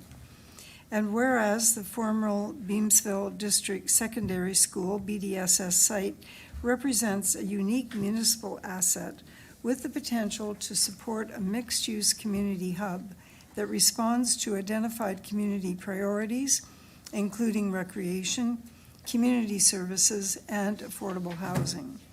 And whereas the successful delivery of affordable housing will require strong partnerships with nonprofit housing providers, senior levels of government, and the broader community, together with appropriate funding opportunities and a development model that ensures long-term financial sustainability. And whereas staff have commenced preliminary analysis and discussions, including mapping out an expression of interest, EOI, regarding the feasibility of incorporating affordable housing as part of the long-term redevelopment of the BDSS site. Now, therefore be it resolved that Council affirm its commitment to advancing affordable housing opportunities within the town of Lincoln by directing staff to reserve and evaluate a suitable portion of the BDSS precinct for a potential nonprofit affordable housing development, including exploring innovative partnerships with nonprofit housing providers, senior levels of government and community partners with the location, size, development model, funding opportunities, and partnership arrangements to be determined through the master planning expression of interest process. Technical analysis, community engagement, and future council consideration and approval. I will now ask our clerk to open the vote. Oh, we have a big board here. All right, we're going to start. You have something further to say, Councillor Pachuriba? No. Nothing for you? Okay. Councillor Ranjima, go ahead. Oh, thank you. Thank you, Madam Chair. So I'm reading, so I know that we talked, I think it was July 13th or something like that, about, or was it earlier, in June, about the next step is that we will be releasing an EOI, an expression of interest out to the community. That's referred to in this motion. So I'm thinking the intent, and correct me if I'm wrong, is to make sure that in that EOI, there is very clear direction that a portion of this property is going to be focused on affordable housing. I'm wondering what is going to come out of this motion at this point, though, because I was hearing that staff is just going to evaluate a suitable portion of, evaluate the BDSS precinct to find a suitable portion of land for affordable housing, but I see the word to reserve and evaluate. So are we just asking staff to evaluate the property for a suitable portion of land to be designated for affordable housing, are we asking them to reserve it and designate it for it? So is the decision going to be made before the EOI goes out? What portion of the property is going to be used for affordable housing? Or is it just going to be sort of a suggestion, we've evaluated, this is what we're thinking? And are we thinking this, out of this motion, it'll happen this term? That makes sense? Yes, we'll start with CAO Kirkopoulos. Go ahead. Through you, Madam Mayor, to the councillor. Maybe I'll answer the last question first, councillor. I don't see anything happening this term. Okay. This potentially is the last council meeting, and that's why I think this is before you. So I don't see anything necessarily happening this term. We are working on the parameters and generally what a EOI will look like.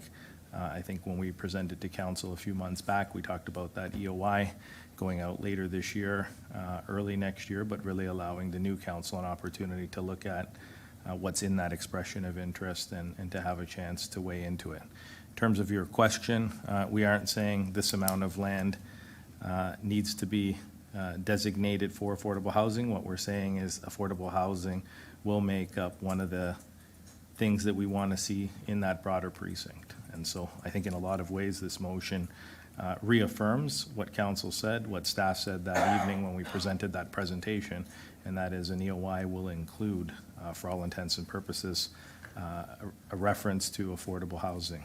There is existing affordable housing in that broader precinct already.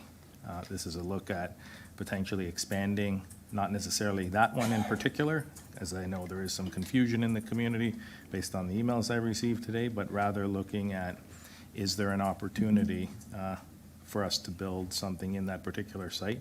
And we've always said the skin in the game, for lack of a better word, that the municipality has is land now in that broader precinct.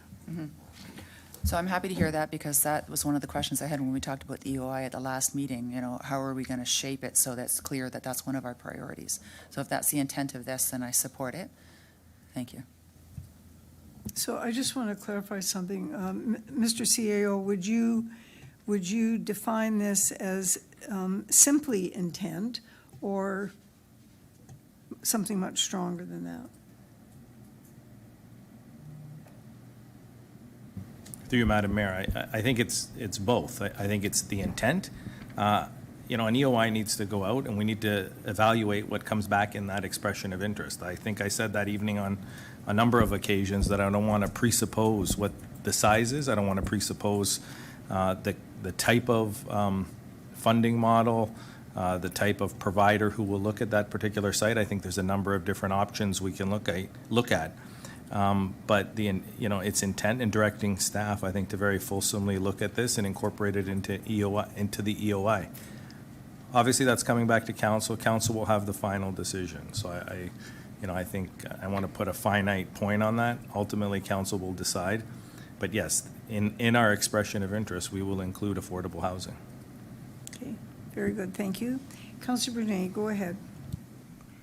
Thank you, Madam Mayor. Through you, first of all, I wanted to thank Councillor Pachariba and Councillor Timmers for bringing this motion forward. There's a number of us around the horseshoe that have sat on the in different iterations of the Housing Committee, I think going back to 2017.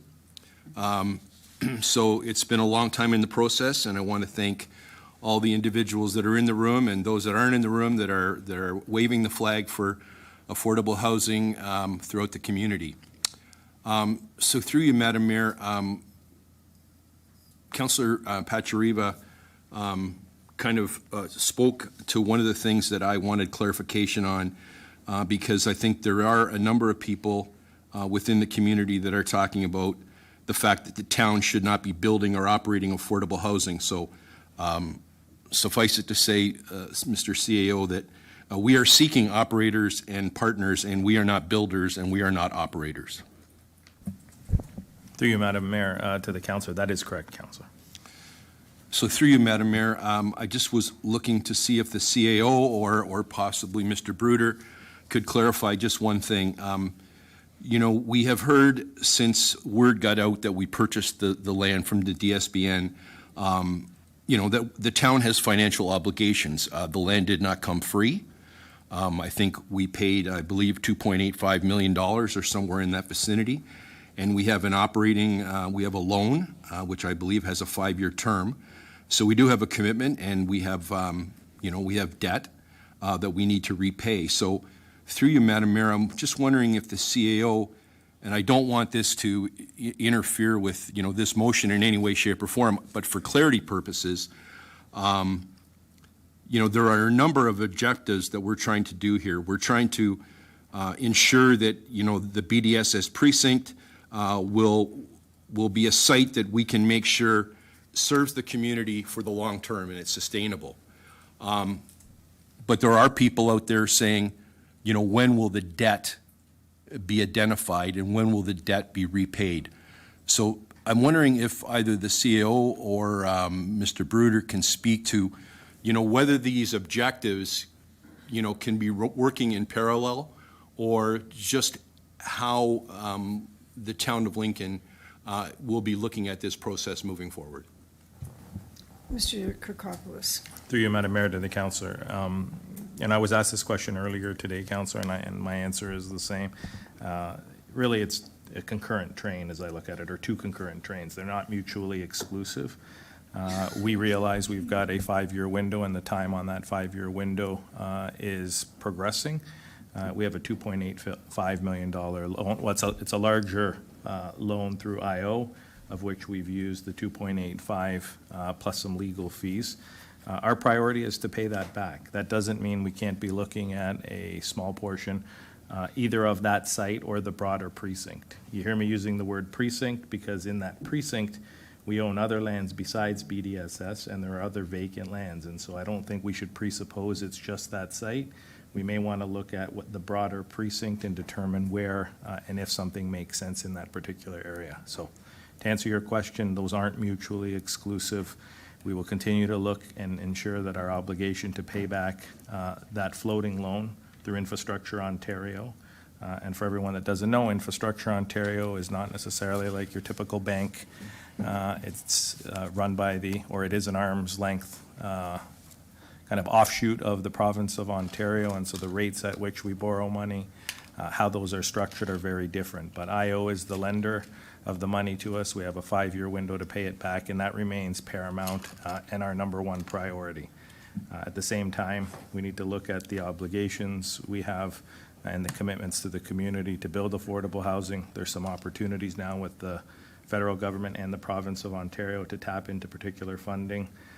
We are doing a lot of, I would say, work and analysis right now to determine what type of provider, what's the model look like, talking to existing providers both in Niagara and outside of Niagara that have done this, existing contractors, and trying to learn and ascertain what we do.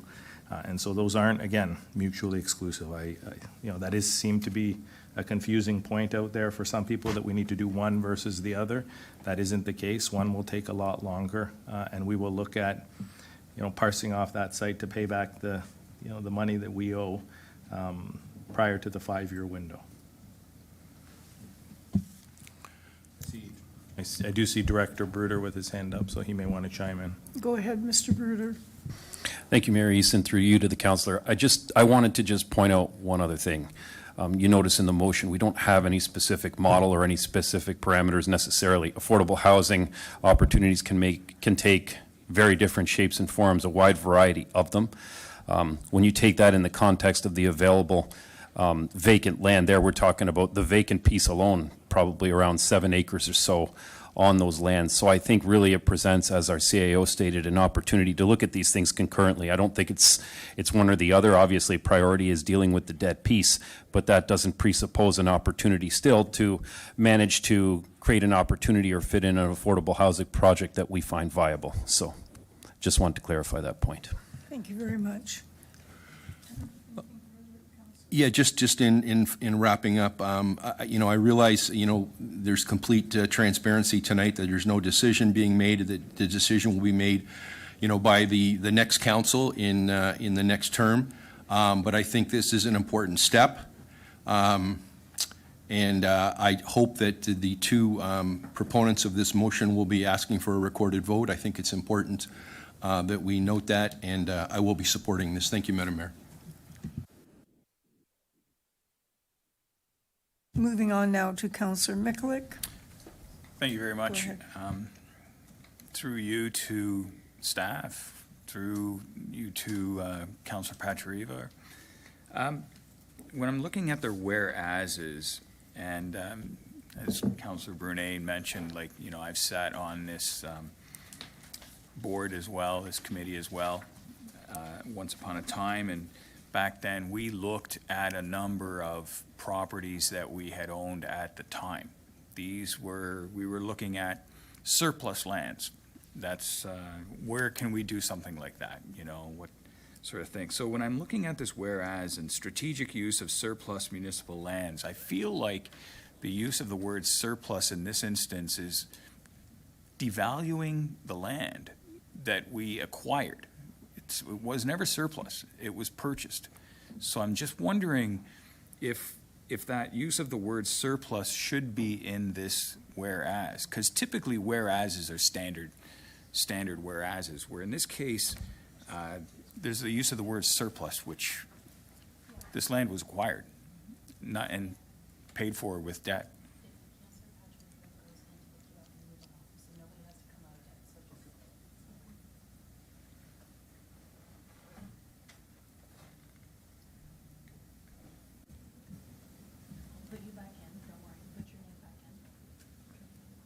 Go ahead. Okay. Go Thank ahead. you. Through you, Your Worship, to Councillor Mikulik. The reason why surplus is in there is because when Councillor Timmers and I first brought this motion forward back last year, it was looking, we were looking at the BDSS site specifically. And then from listening to council, they said, look at the precinct. So the precinct is everything from the Lincoln Center around to Bonberry Park. So some of those lands are in essence surplus. That's why that word is in there. And I you know, around context, I don't want to get into a discussion where we go around and round and around and wordsmith. I think if the intent is there, and we worked with staff, Councillor Timmers and I, to be really strategic on this, to have it open-ended. So that's why that word's there. So it's not devaluing the school property itself, but it's going from corner to corner. Okay. Councillor, I'm going to ask Mr. Krikopoulos to comment on this as well. Go ahead, Mike. Through you, Madam Mayor, and thanks for the opportunity, Councillor, or Madam Mayor, and to you, Councillor. Just a point of clarification. The process that we undertake in order to sell land or transfer land is something that we refer to as declaring it surplus so that we can then sell that particular land. So it's not necessarily anything with respect to devaluing the land or how the land was acquired, but rather a way that municipalities under the Municipal Act are able to consider the sale or transfer of municipal land. So it needs to be declared surplus, and then we are able to transfer that. So I don't want you to think that in any way this devalues the land or somehow looks at the land any less than it is, and at the end of the day puts us in a negative position. It's just the Municipal Act wording that is required. Turn my mic. Oh, perfect, thank you. Thank you for that clarification. I just remember back in the day, we were like excited. We were hoping. It was one of the pillars. It was one of the reasons why we acquired that BDSS site, you know, and we had surplus land, but we couldn't find any surplus land suitable at that time.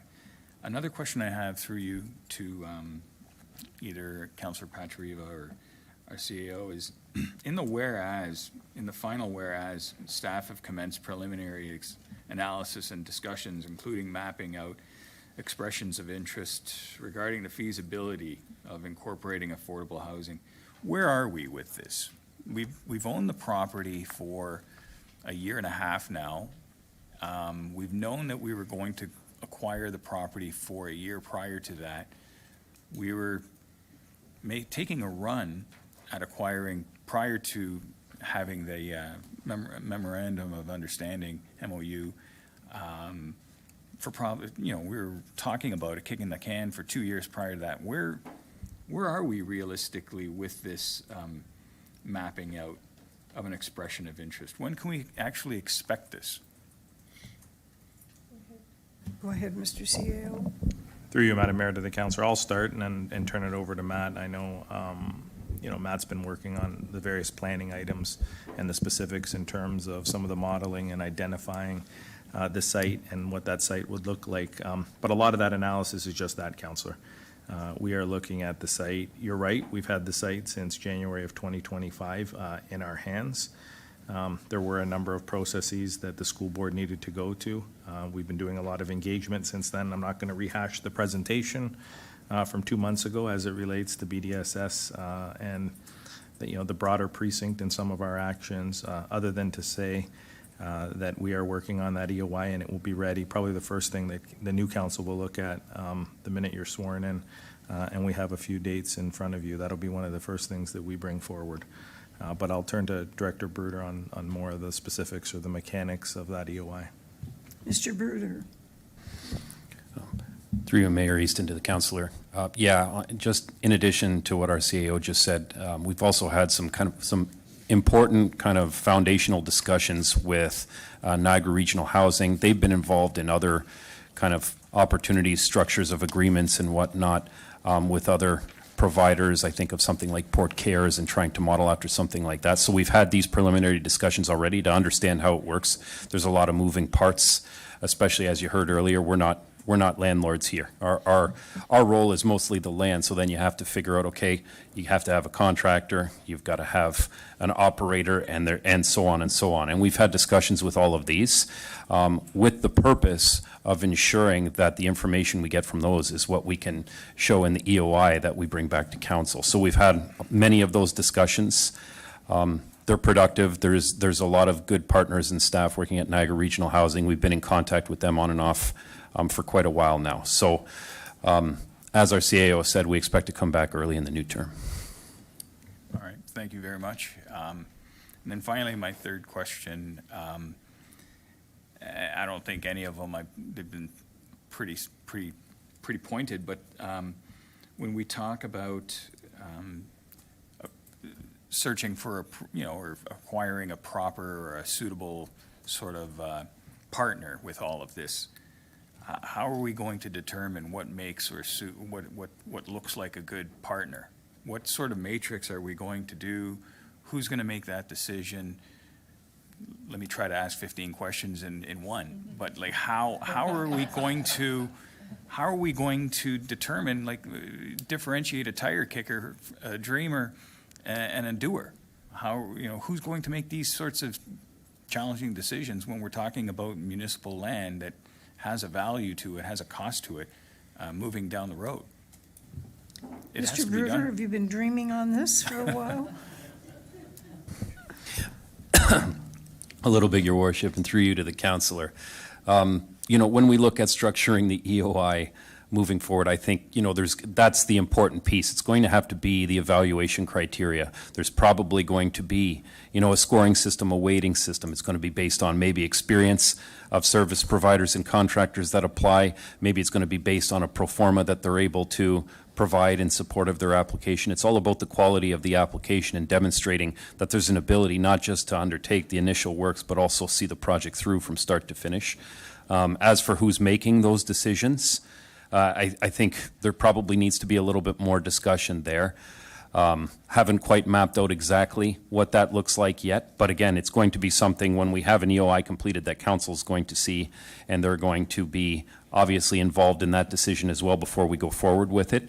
But again, that EOI, in my opinion anyway, will include some structure and some scoring criteria and weighting as it pertains to affordable housing, so we can evaluate a provider based on their track record and previous experience. I thank you and appreciate that answer. I think that's going to be a significant piece to this. I think that's going to be extremely important to get anything over the finish line, or even anything to the starting line. So, and it's looking like this is going to be at least 3-4 months from now, and then maybe another. So I'm not getting ready myself if I get reelected for any sort of ribbon cutting too soon. So I want to make sure everybody here is patient with this, that it doesn't happen that quickly. The fact that we're even here, I think, is pretty remarkable. Thank you. Thank you very much, Counselor. I'd like to hear from the CAO. Through you, Madam Mayor, to the councillor, I mean, one of the things I just want to echo is that, you know, council ultimately will be making a decision. We did talk about bringing the EOI back, sharing that with council in the term. And in terms of who often assesses matrices, I mean, usually that's a staff team that we put together as well as external expertise or external consultants, external individuals, contractors, whatever it may be. I know we've met with a few, some as recently as this week.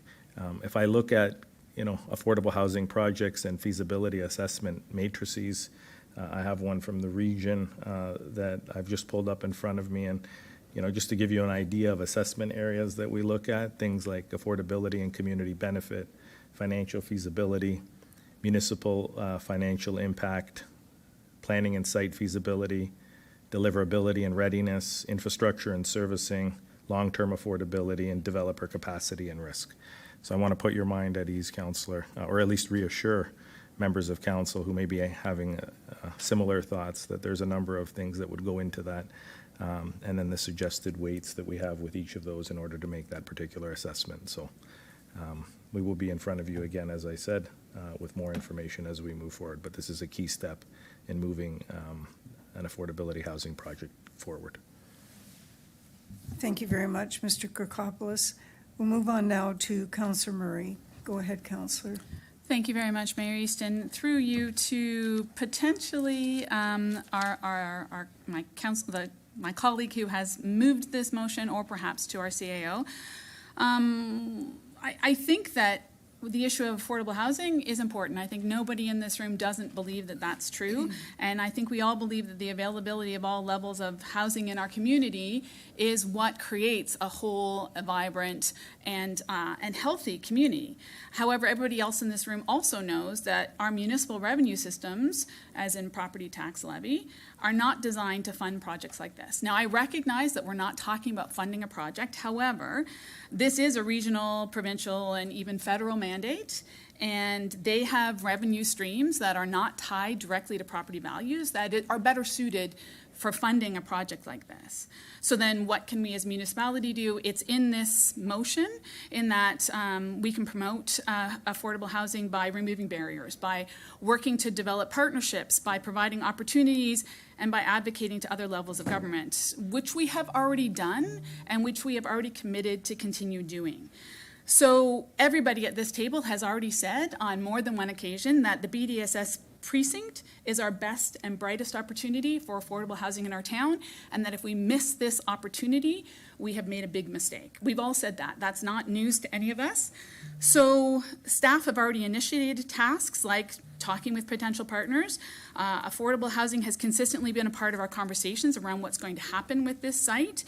An EOI regarding a feasibility has already commenced. That's in this motion. So then I have 2 questions that I'd like to ask. First of all is, I'm not sure that I understand why now, why this.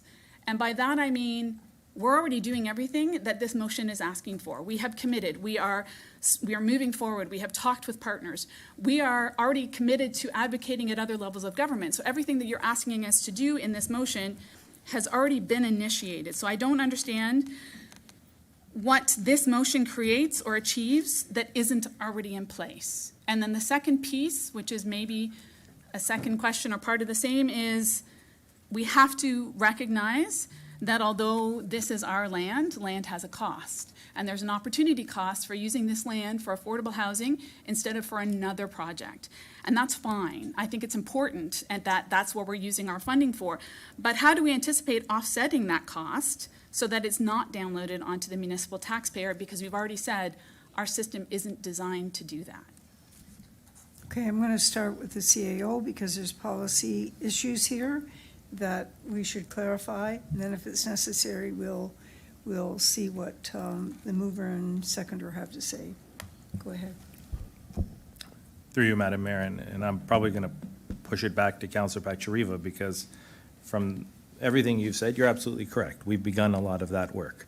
A motion and the political nature of motions and And what we've seen around this table on numerous occasions where council wants to actually draw a line in the sand and put something forward is something that you all do. We take that direction and we move forward on it. But you're absolutely correct, Councillor, that we are beginning a lot of that feasibility work. Do I need direction to do feasibility work? No, but oftentimes you direct me to do a lot of things I don't need direction for.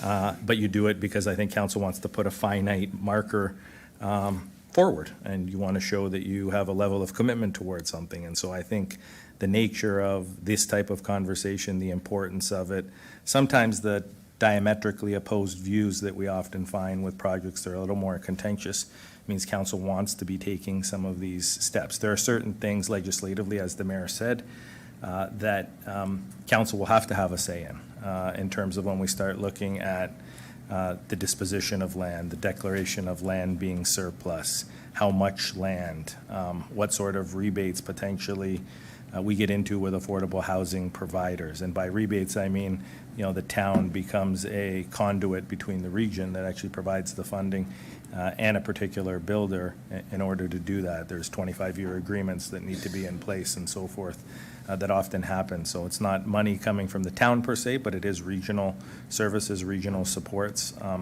If we're out there advocating publicly, sometimes having direction from council is an important piece of that. So that we're not just out there talking about a particular project without that council backing. But, I'll look to Councillor Pachariva if he wants to add why he feels the motion is needed now, notwithstanding we're doing the work already. Go ahead, Councillor Patrick. Yeah, thanks, Your Worship. And I think first and foremost, it closes the loop on the first notice of motion Councillor Timmers and I brought May 26, 2025. That night, council was not comfortable because our CAO and our Director of Planning weren't here.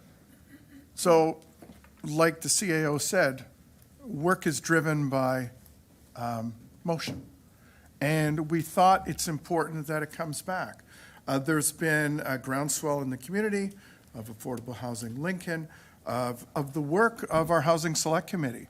It provides validation to the work of not only this term, but when Councillor Bernay and Councillor Michaluk and Councillor Renchimo were on there going back to 2017, right? It's some momentum, and momentum is now growing, and the time to close all this and make it formal is now. And your second point about opportunity cost, I'm the biggest, and that's why we included precinct. That was the big thing that came out of that night, was the word precinct. Don't tie your hands on the BDSS site. Allow it to go from the Lincoln Center around to Bonberry Park. I'm the biggest blue skyer in the world. I can dream in Technicolor. And what I potentially would love to see is something similar to the Legion in Port Dalhousie. So maybe it's the senior center on Central that's redone because it's getting, that it needs work, and the housing goes on top. So then your opportunity cost is zero because it's not using up any land. So that's why this is so open-ended, and that's why maybe these expressions of interest hopefully will shake some trees and have someone come with something thought-provoking that maybe can solve 2 or 3 issues. So, Councillor, that's why now, and that's the opportunity cost. So, thank you. Thank you, Your Worship. Thank you. I think Mr. Kirkopoulos has a response, and then Councillor Murray still has the floor, so we'll be going back to her. Through you, Madam Mayor, and I apologize, Councillor, I didn't answer your opportunity cost question. I just focused on the first part of that. I'm not going to pretend otherwise that there isn't value and an opportunity cost to land that could be sold at fair market value, and we know what potentially fair market value looks like in there. Obviously, reducing that cost or eliminating it completely for affordable housing does have a cost to it, but I think the question is what creates the long-term value for the community. And oftentimes, just in a conversation this morning with someone who's in this particular realm, who does a lot of the construction, you need to look. We do a lot of things, as you've heard me say on a number of occasions, that don't necessarily either break even or generate the most revenue for what we do. I couldn't operate ice rinks and arenas at what it costs me to recoup the dollars that it costs on a per hour basis. I'd have this room more full than it is tonight if I wanted to increase them and recoup the dollars. Similarly for libraries and a number of other services. Now, some people will nod and say, well, yeah, those have been around a long time and they're the traditional services municipalities provide, but 300 and change to operate an hour of ice versus the 175 I charge, you start seeing how there's definitely a discrepancy in that. So I think the question council needs to look at is how do we create long-term value in the community? And sometimes we have to put these types of value propositions forward and have these types of value conversations. So that's how I'd answer, I think, that opportunity cost question. Councillor Murray, your floor. Thank you. I appreciate those answers. I appreciate the fulsomeness of the thought that's gone into this motion, as well as the work over the last 3 years, or 2.5 years after we've first of all discussed purchasing it and then after purchasing. I would also just want to suggest to Councillor Pachariba that the previous motion that was considered before this was quite a bit different than this motion as well. So I just want to clarify too that one of the reasons I feel like that motion didn't move forward was perhaps because it hadn't evolved as much as this one had. And then also, you know, the idea of it costs to create a community service and that we all need to support the better societal good. I'm on board with that. I agree with it, but I think we just need to be really cognizant and aware of what we are agreeing to pay for, and that's fine, and it's good, but let's go into it with our eyes wide open. That's just pretty much where I wanted to go with that. Thank you. Okay, thank you very much, Councillor Murray. And I would add to that unfortunately, we can look around many municipalities in Niagara and find real data on how much it is costing them to survive through encampments, and they can certainly identify the costs, and they are overwhelming. Our opportunity costs would be gone out the window in no time, and those are real numbers that are out there, well documented. So thank you for your question. Councillor Russell. Thank you, Madam Mayor. Very quickly, again, I like the open-endedness of this motion. Again, I think it does, again, give us a lot of flexibility, again, or at least the next term does when they make that decision. My only question is, again, when it comes to the reservation point, to our CAO, do you think that when we get to that point of making the reservation and actually starting to think about the land itself, are we going to put a timeline on that use of land so that there's an end date? At least just to try to keep a bookend so that whoever those interested parties are, they have a date to work towards instead of us having like a vacant piece of land until, again, for years to come while people are trying to work on the math and making sure that the model does work. Is there going to be an end date that council can reevaluate whether or not it is actually a viable opportunity, or if it's just we need to reconsider how that land gets used in the future? Through you, Madam Mayor, to the councillor, I think we need to have parameters and goalposts at councillor. I don't think we can have moving goalposts or no goalposts at all. I think it's important that we have that, and I think it's important, and what I heard today, again, meeting with someone who's in this particular realm and who does this type of work, is that sometimes it's the municipality causing the holdup, not necessarily the private sector that's looking to do something. So I think where we can, the municipality needs to get out of the way once our portion is done, but absolutely we need to have goalposts and timelines set on either end of this to ensure that the work gets done. Because with all work like this, and when we're talking about value and property values, time is sometimes money, and the value of property often changes as well. So we do need to have some posts so that we can start to do the necessary financial planning that we have to have. Okay, thank you. Good, thank you very much. And next is Councillor Timmers. Go ahead. Thank you, Mayor Easton. Well, I'm going to keep it really brief. So, you know, good discussion tonight. This has been a long time coming. I've been on the Housing Select Committee and prior to all the different, you know, committees we had around this topic since the beginning. It's been a long haul, and we've known all along what we need. The one thing, the most important thing, is an X on that map. We need a spot. We need the land. So this is what we're looking for, a formal commitment with this motion. It's a good motion. I appreciate everyone's work on this over the years. I want to thank the Housing Select Committee members that are here tonight. Some are online. Also, Affordable Housing Lincoln, who started to come to our meetings and really, really did some great advocacy out in the community. And it shows by the number of people that are here tonight that they support it. So I will be supporting this motion, and I would like to call for a recorded vote when that happens. Thank you very much. Thank you, everyone, for being here tonight. Thank you, Councillor Timmers, and Deputy Mayor Reimer. It's your turn. Thank you, Mayor Easton. Thank you to Councillor Patrieve and Councillor Timmers for bringing this motion forward. It is thorough and it's complete, and I support it. Our purchase of BDSS has never been about being landlords or builders. I don't remember us ever talking about that and or bringing it up in discussion. It's always been about taking control, showing leadership, and exploring opportunities for a piece of property like BDSS. This is something that's going to shape and affect our downtown Beamsville for generations.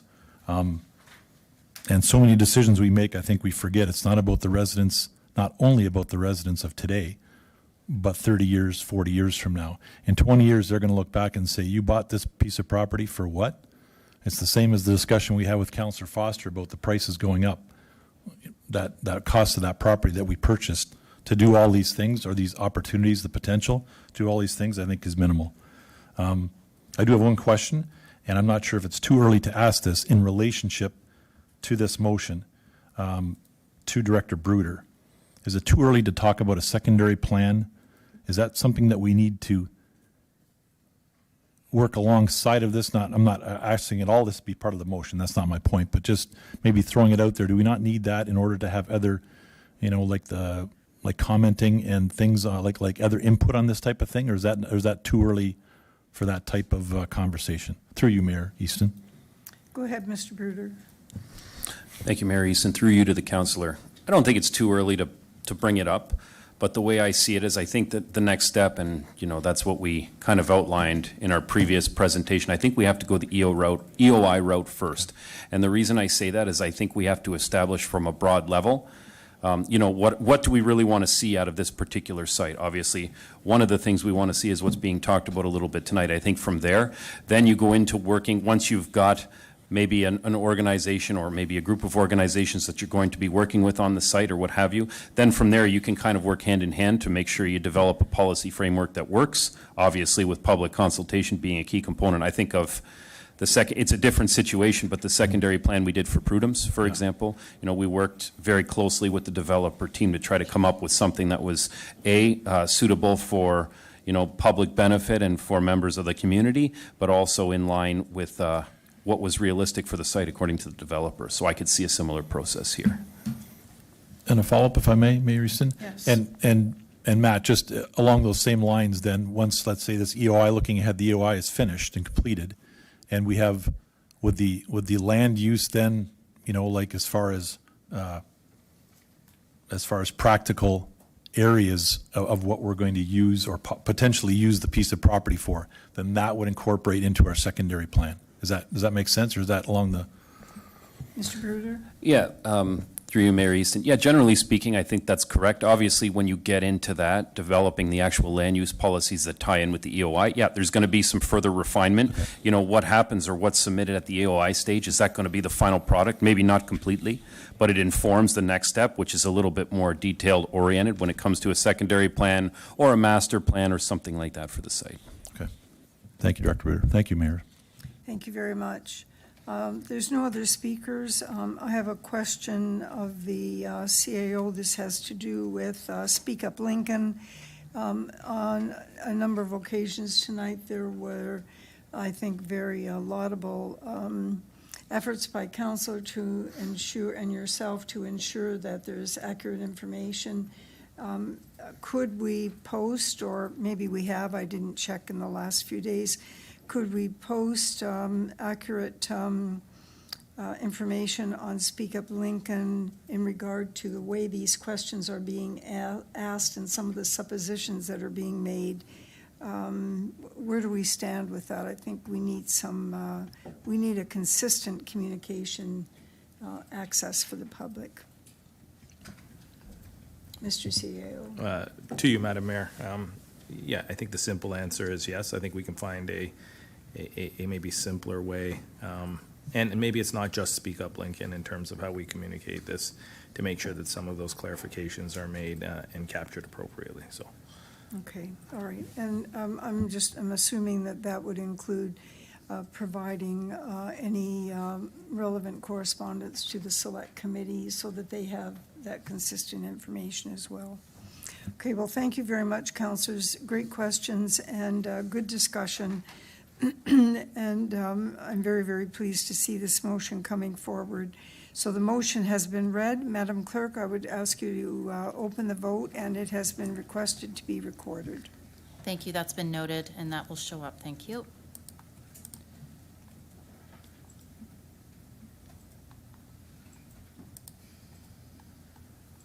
And I will open the vote.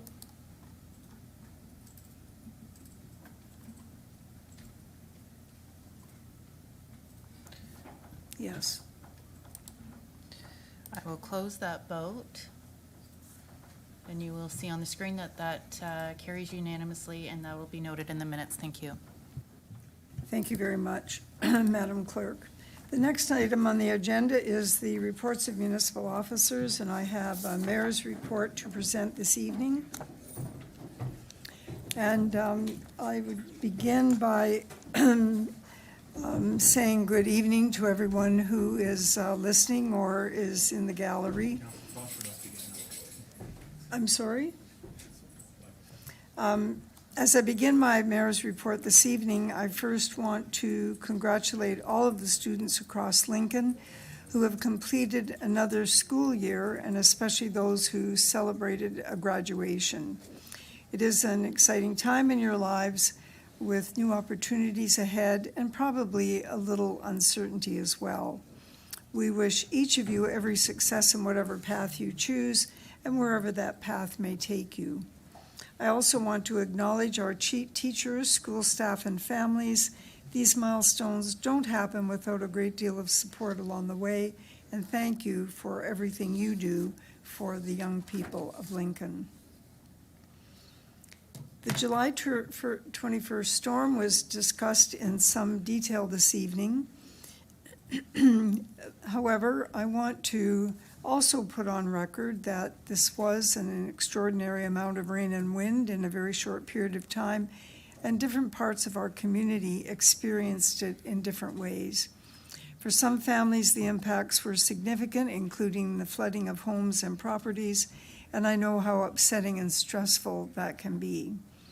To everyone who was affected, please know that you have been very much on the minds of all staff, all counselors, and we want to, and we hope that as the days go by and you're provided and access the support that's available, that it eases your minds as well.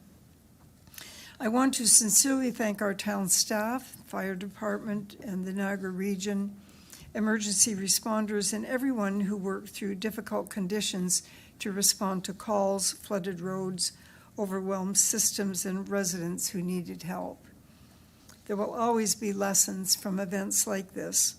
We will continue to look at our infrastructure, how our systems performed, what we can reasonably do to make Lincoln more resilient as these extreme weather events become something communities everywhere are dealing with more frequently. So please continue to report your individual circumstances and make use of the information and supports that have been made available. I think as you've all heard tonight, all of council was heavily involved, and certainly many of the staff. On October the 26th, we will be having our next municipal election, and the Clerk's Department has been very busy preparing the systems that will be needed to ensure that everyone who is eligible to vote has that opportunity. The nomination period opened May 1, and we are beginning to see candidates come forward for mayor and the 6 councillor positions, and I'm very happy to see some of those potential councillors sitting with us this evening. I encourage residents to become engaged and learn about the candidates, and most importantly, to vote.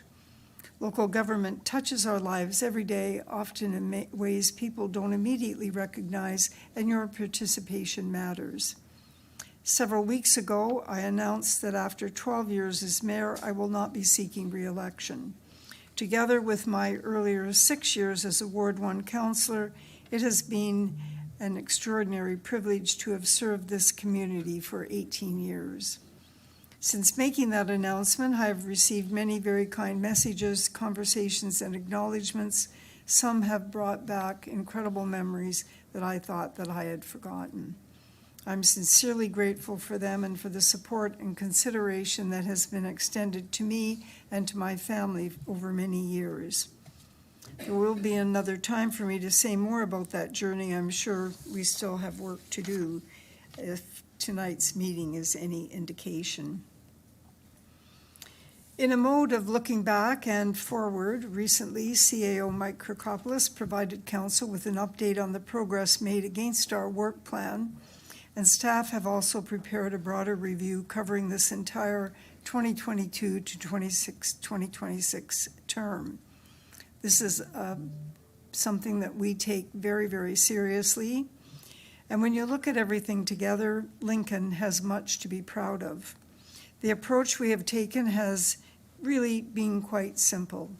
Listen to the community, establish priorities, build a strategic plan and work plan around those priorities, and most importantly, get on with delivering it. That has resulted in significant investments in roads, water, and wastewater infrastructure, parks, recreation, libraries, economic development, housing, community services, and many other areas.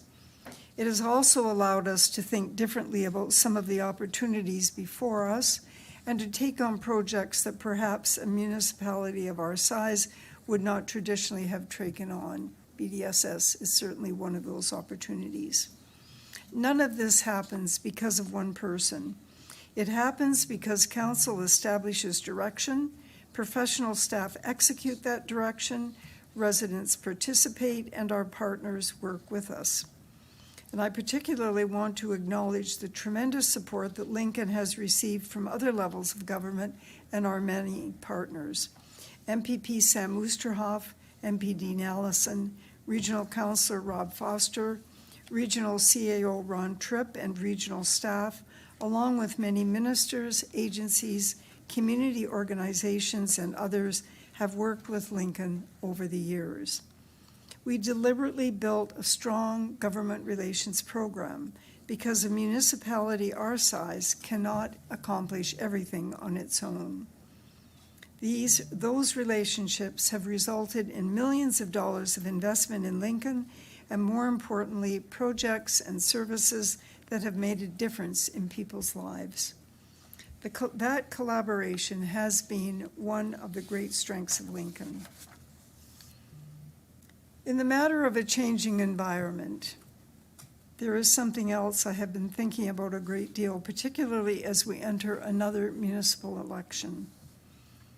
And that is the way that residents receive information and how it has changed dramatically during my time in public life.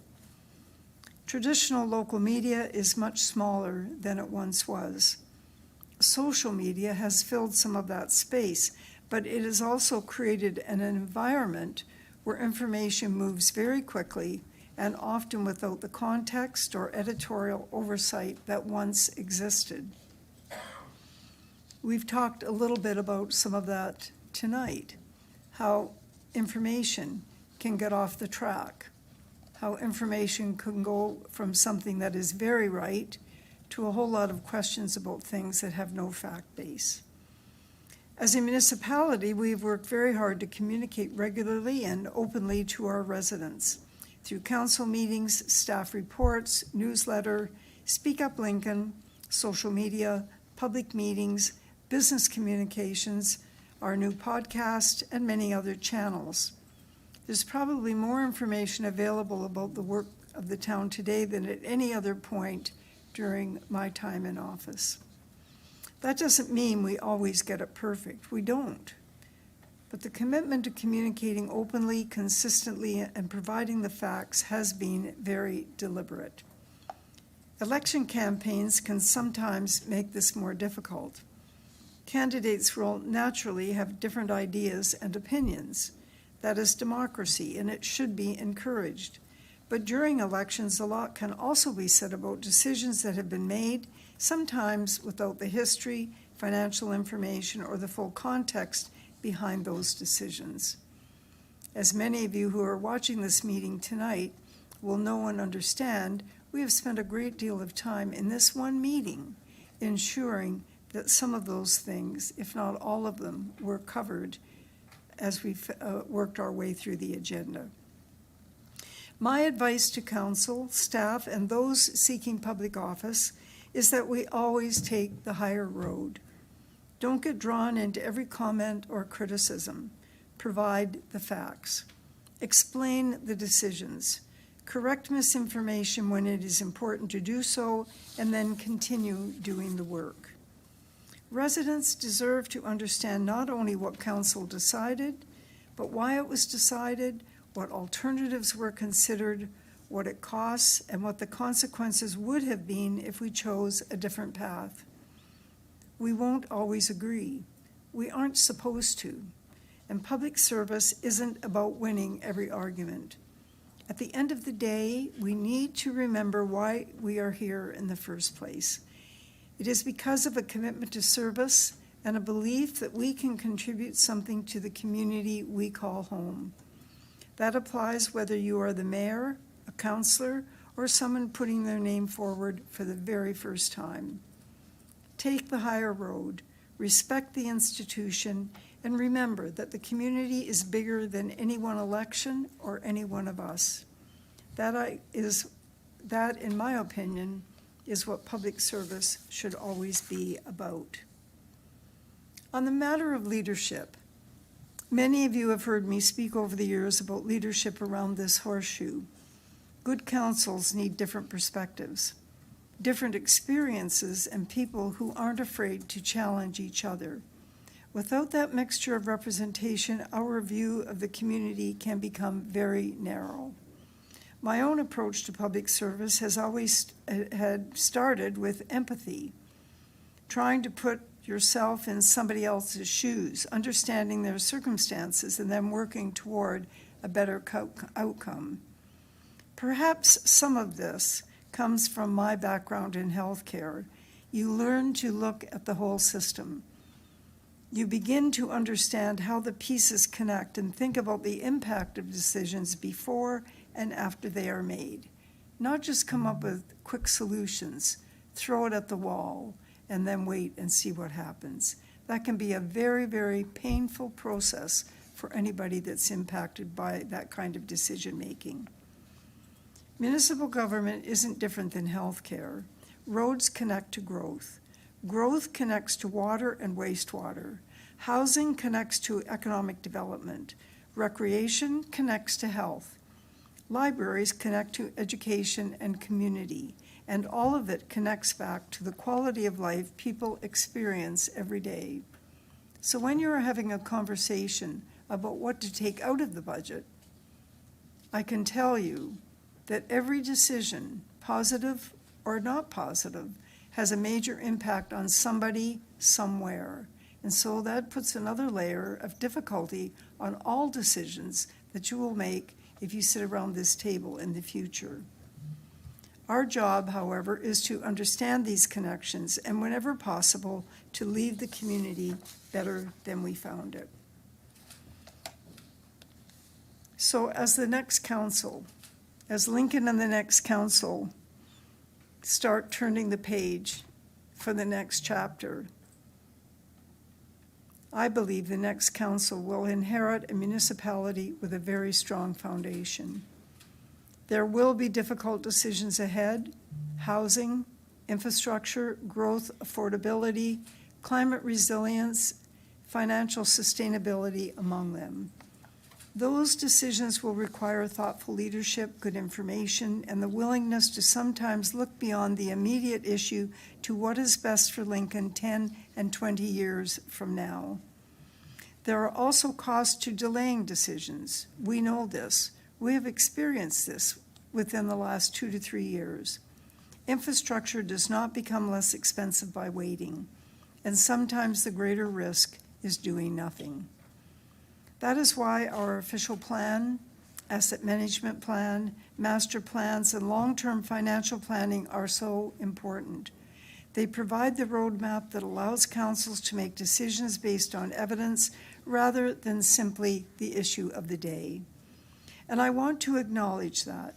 Pending some business that may come forward in September, tonight may in fact be our final regular council meeting of this term. And if that's the case, I don't want this meeting to end without saying thank you. To my colleagues on council, all the councils from 2014, I thank you all. We've not always agreed, nor should we, but we have shared the responsibility of making decisions for this community, sometimes very difficult ones, and I am very proud, and you all should be very proud of what we have accomplished together. I also want to especially recognize CAO Mike and all of our senior staff, the senior leadership team, many of who have supporting roles with the mayor's office. The amount of work that happens behind the scenes is sometimes difficult for the people to see, for the public to see. These are people who have worked through emergencies, just like we had this past week. I wish you could have seen how they independently organized themselves in this building to ensure that calls were taken, that information was accurate, that people that walked in unannounced were greeted and supported. It was really something to behold. They are dealing with significant growth. The challenge is significant. Changing legislation. I think the province is speaking to us more in a month than sometimes they would in a year. Financial pressures and some very ambitious projects, including the hospital. They have given council professional advice, sometimes advice we may not have wanted to hear, and then carried out the direction of council. To Mike and the entire senior team, and really to all town staff, everyone, thank you. I have tremendous respect for the professionalism, for the trades, for the commitment that you bring to Lincoln every day.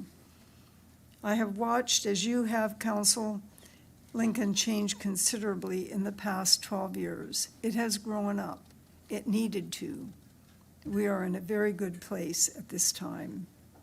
We have built infrastructure, strengthened our finances, expanded recreation and community services, invested in our downtowns, built relationships with other governments, and taken on projects that at one time might have seemed beyond the reach of a municipality our size.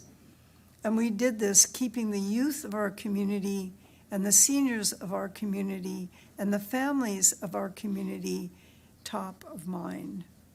None of that belongs to one mayor, one council, or one CAO. It has been a team effort. I am proud of the culture we have built between council and staff. For anyone new, protect it. Council should ask questions, challenge assumptions, establish the direction of the municipality, and then allow our professional staff to do the jobs we hired them to do. They're here because of your strategic initiatives. Treat them with respect and defend their professional role. A healthy organizational culture takes years to build and can be damaged very quickly. And there are hefty costs that go along with that. For those who will sit around this horseshoe in the future, my advice is fairly simple. Think beyond the next meeting. Listen carefully, particularly to people whose experiences may be different from your own. Understand the costs and risks of acting, but also understand the cost and risks of not acting. Leave your ego outside this building. Remember why you are sitting here. You are elected. Now you need to sit in the chair and learn about the job and be respectful of it, because there will be many assumptions that you will come with that will not apply at all. You may be quite surprised. Remember that it isn't about any one of us. It is about leaving Lincoln a little better than we found it. I'm equally grateful to the residents who have challenged us, encouraged us, participated, and trusted us along the way. But if this is our last meeting around the horseshoe, I simply want to say thank you. Thank you to council. Thank you, Mike, and our senior staff. Thank you to every employee. Thank you to our community partners and the other levels of government who have worked alongside us. Thank you to my family who have shared me with this community for a very long time. And most importantly, thank you to the people of Lincoln for giving me the extraordinary privilege of serving this community. We still have a few months left, and there is still work to do. So as we always have, let's get on with it. Thank you.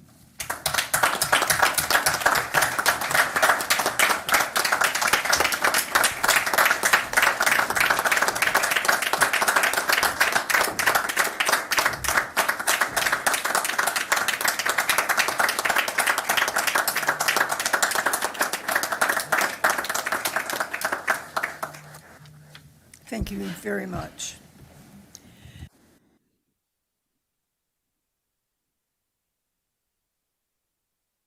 I have a motion moved by Councillor Mikulik, seconded by Councillor Renjima, that council receive and file for information the following mayor's report. Madam Clerk, would you please open the vote? Vote is open, Madam Mayor.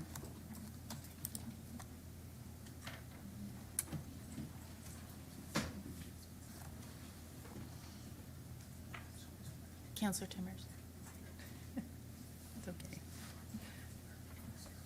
Thank you. I'll close that vote. That carries, Madam Mayor.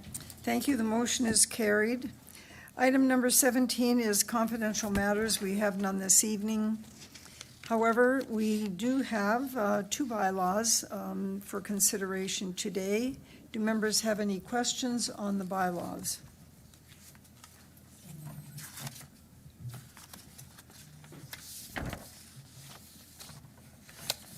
I see none. I have a motion moved by Councillor Brunet, seconded by Councillor Russell, that leave be given to approve the following bylaws.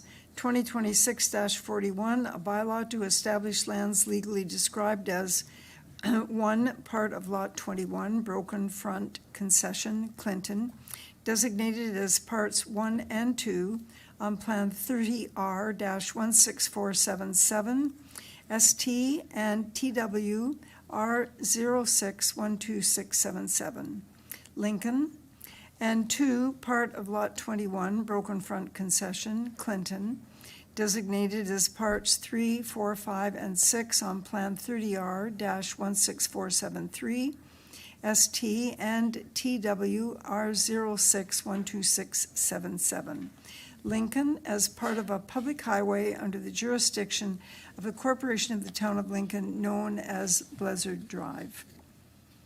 Bylaw 2026-42, a bylaw to authorize the conveyance of part of the road allowance between Concession 1 and Concession 2 Louth, designated as Part 1 on Plan 30R-15292 in the Town of Lincoln, Municipality of Niagara.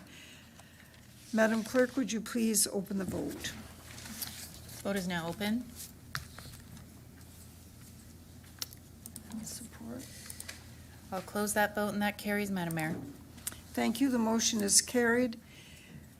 We will now confirm the proceedings of the council meeting, and I have a motion moved by Councillor Timmers, seconded by Councillor Pachariva, that leave be given to introduce bylaw number 2026-43, a bylaw to confirm the proceedings of council at its meeting held Monday, July the 27th, 2026, being read a first, second, and third time, that bylaw number 2026-43 be enacted and passed, and that the mayor and clerk sign and seal the said bylaw. Madam Clerk, would you please open the vote? Votes open.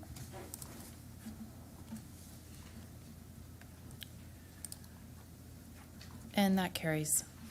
Thank you. The motion is carried. I have a motion moved by Councillor Reimer, seconded by Councillor Murray, that the council meeting on July the 27th, 2026 be adjourned at 2100 hours, I think, on the dot. And so we will ask the clerk to open the vote. Vote is open. And I will close that vote, and that carries. Thanks. All right, thank you, everyone. This concludes our council meeting for this evening.